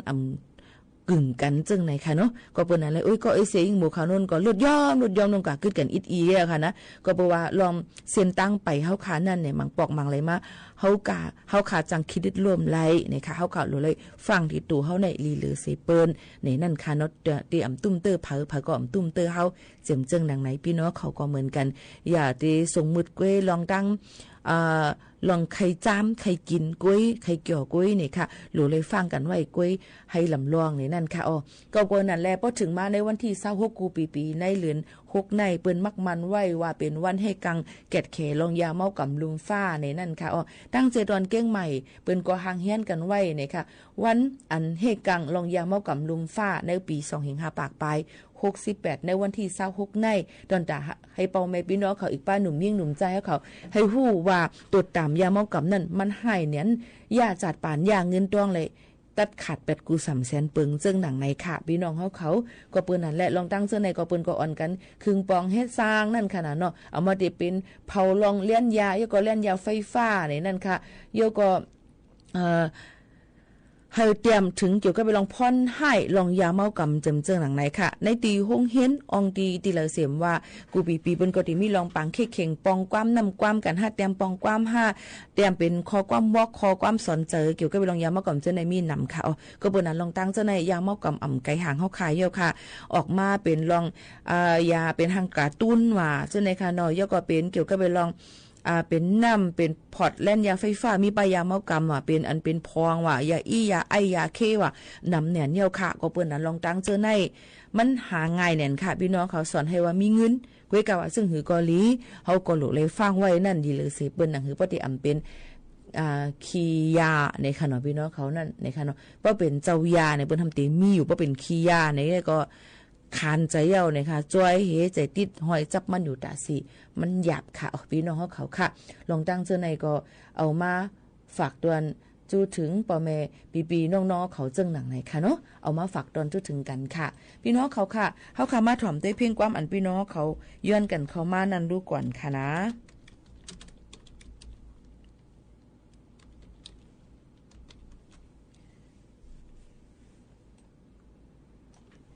เตเป็นเพ่งความใจมูห้องไว้ค่ะพี่น้องเขาค่ะหาอยู่ค่ะนะหาไปหาเนาะเนี่ยตะเลินเป็นเพ่งความอันว่าโมคือคุ้นในย้อนกันเข้ามาสืบถอมค่ะ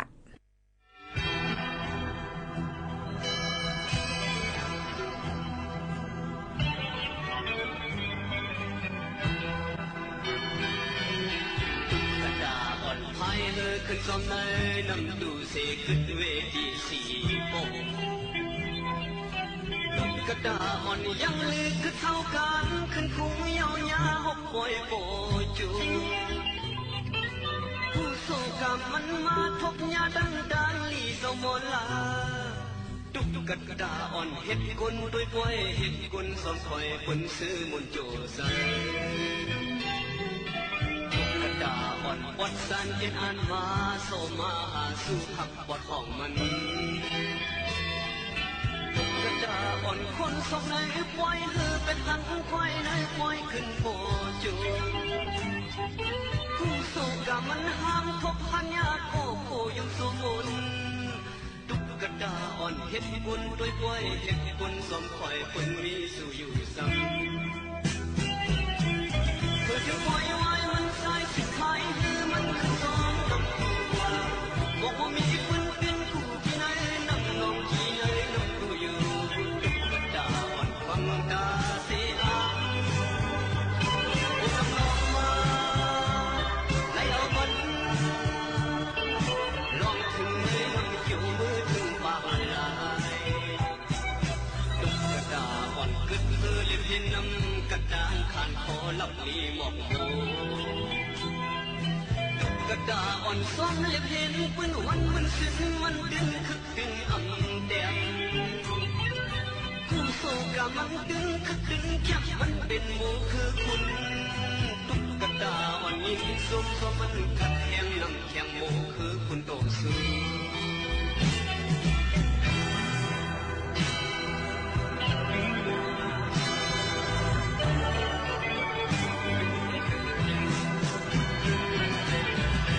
ปล่อยไว้มันสายสิคลายเหือมันขึ้นกองน้ำอยู่ว่าบอกว่ามีปืนขึ้นคู่ที่ไหนน้ำนองที่ไหนน้ำอยู่อยู่ตุกกระดาอ่อนวังกาเสียอ้างกูน้ำนองมาไล่เอามันลองถึงในน้ำเขียวเบื่อถึงปากลายตุกกระดาอ่อนกึกเพื่อเลี้ยงเห็นน้ำกระด้างขานคอลำลีหมอกโมตุกกระดาอ่อนซ้อมเล็บเห็นเป็นวันมันซึ้งมันดึงคึกดึงอ่ำแดงกูโศกะมันดึงคึกดึงแค่มันเป็นหมูคือคุณตุกกระดาอ่อนยิ้มซุ่มก็มันขัดแย้งน้ำแข็งหมูคือคุณโตซื้อ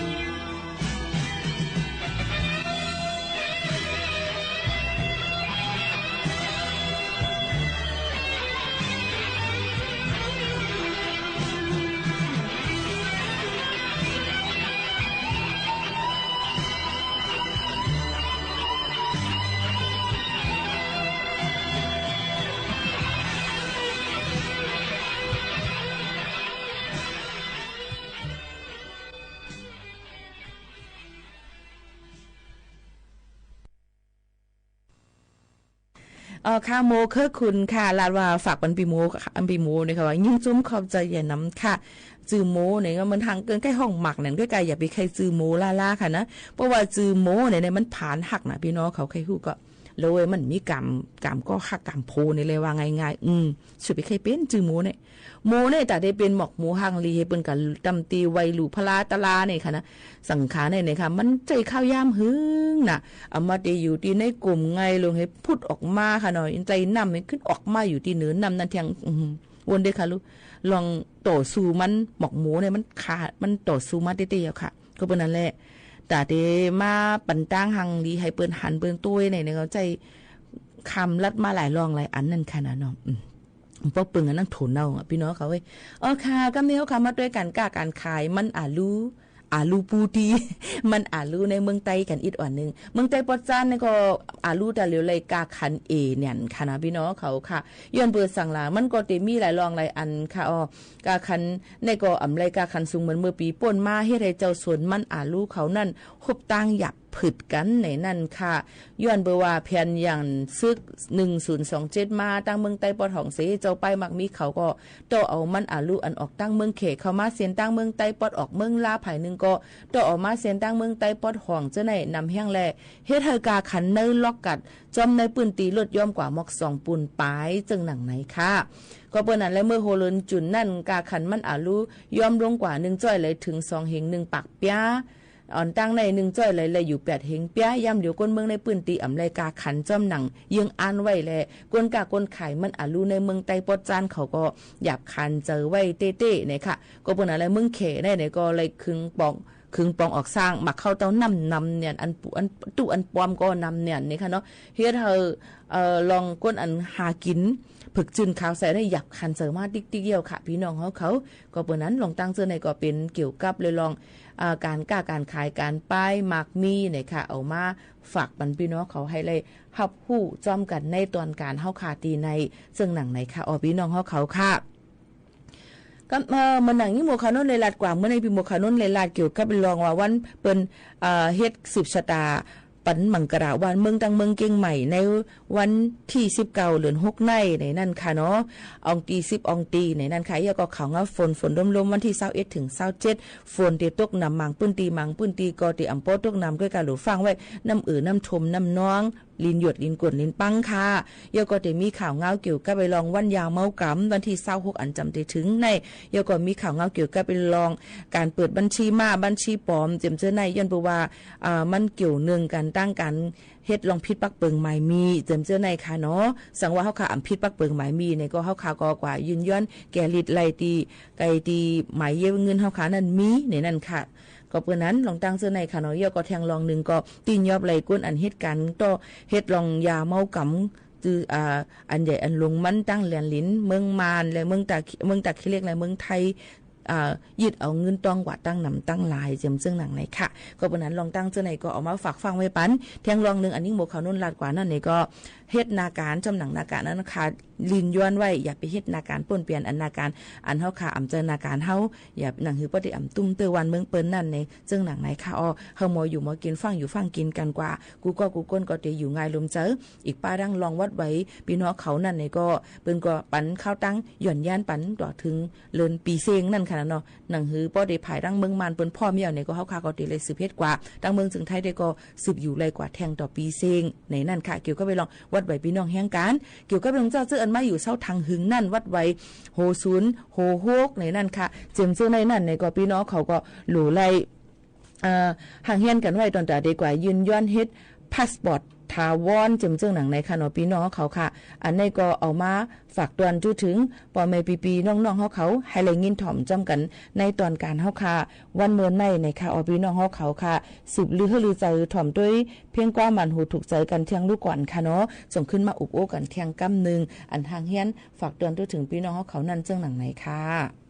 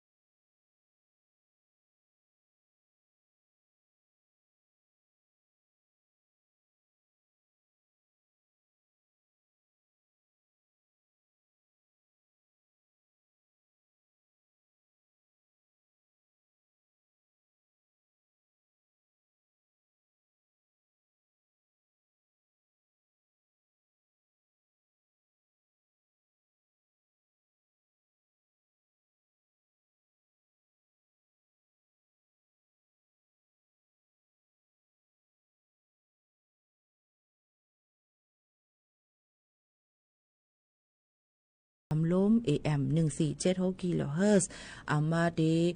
โดยดังไลฟ์เฮาคาโดยดังเพจเฮาคาหลายตีหลายตั้งค่ะน้องยินจมเข้าใจเด็ดๆค่ะที่เอาเข้ายามีกาขันมาถ่อมจำกันที่ใน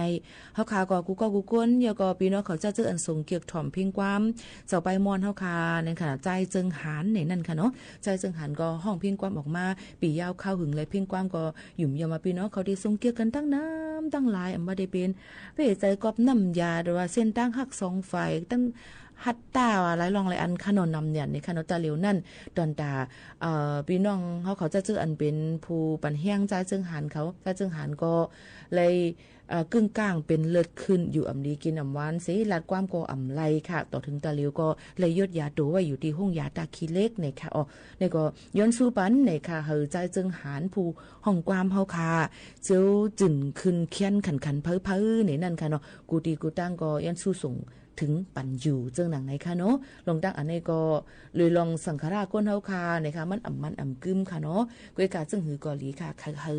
ป้อเปลี่ยนเดี่ยวนี่ก็ให้อ่อนกันคัดเจอจิ้วเคียนกันขันไพ่เมื่อพ้องค่ะตึกอยู่ลีกินวานก็รู้เลยรู้ลำด้วยถึงป้ายอยู่ลีกันจอมเจิงหนังไหนค่ะผัดยันพี่น้องเขาเมื่อกว่าก่อนโดยตั้งเพียงความใจเจิงหานห้องไว้นะคะเนาะนี่ก้นหางจ้าอ่ำนั้นสายนี้ตั้งหักในนั่นค่ะผัดยันเมื่อตั้งเพียงความโหในก่อนย้อนสู้ปันให้ใจเจิงหานเจียวเคียนขันเพ่อเสียก้ำในย้อนสู้ปันอยู่ค่ะตอนแต่วันเมื่อในขอบใจถึงกูก็ผ่านยันเมื่อเยาค่ะใหม่สงค่ะ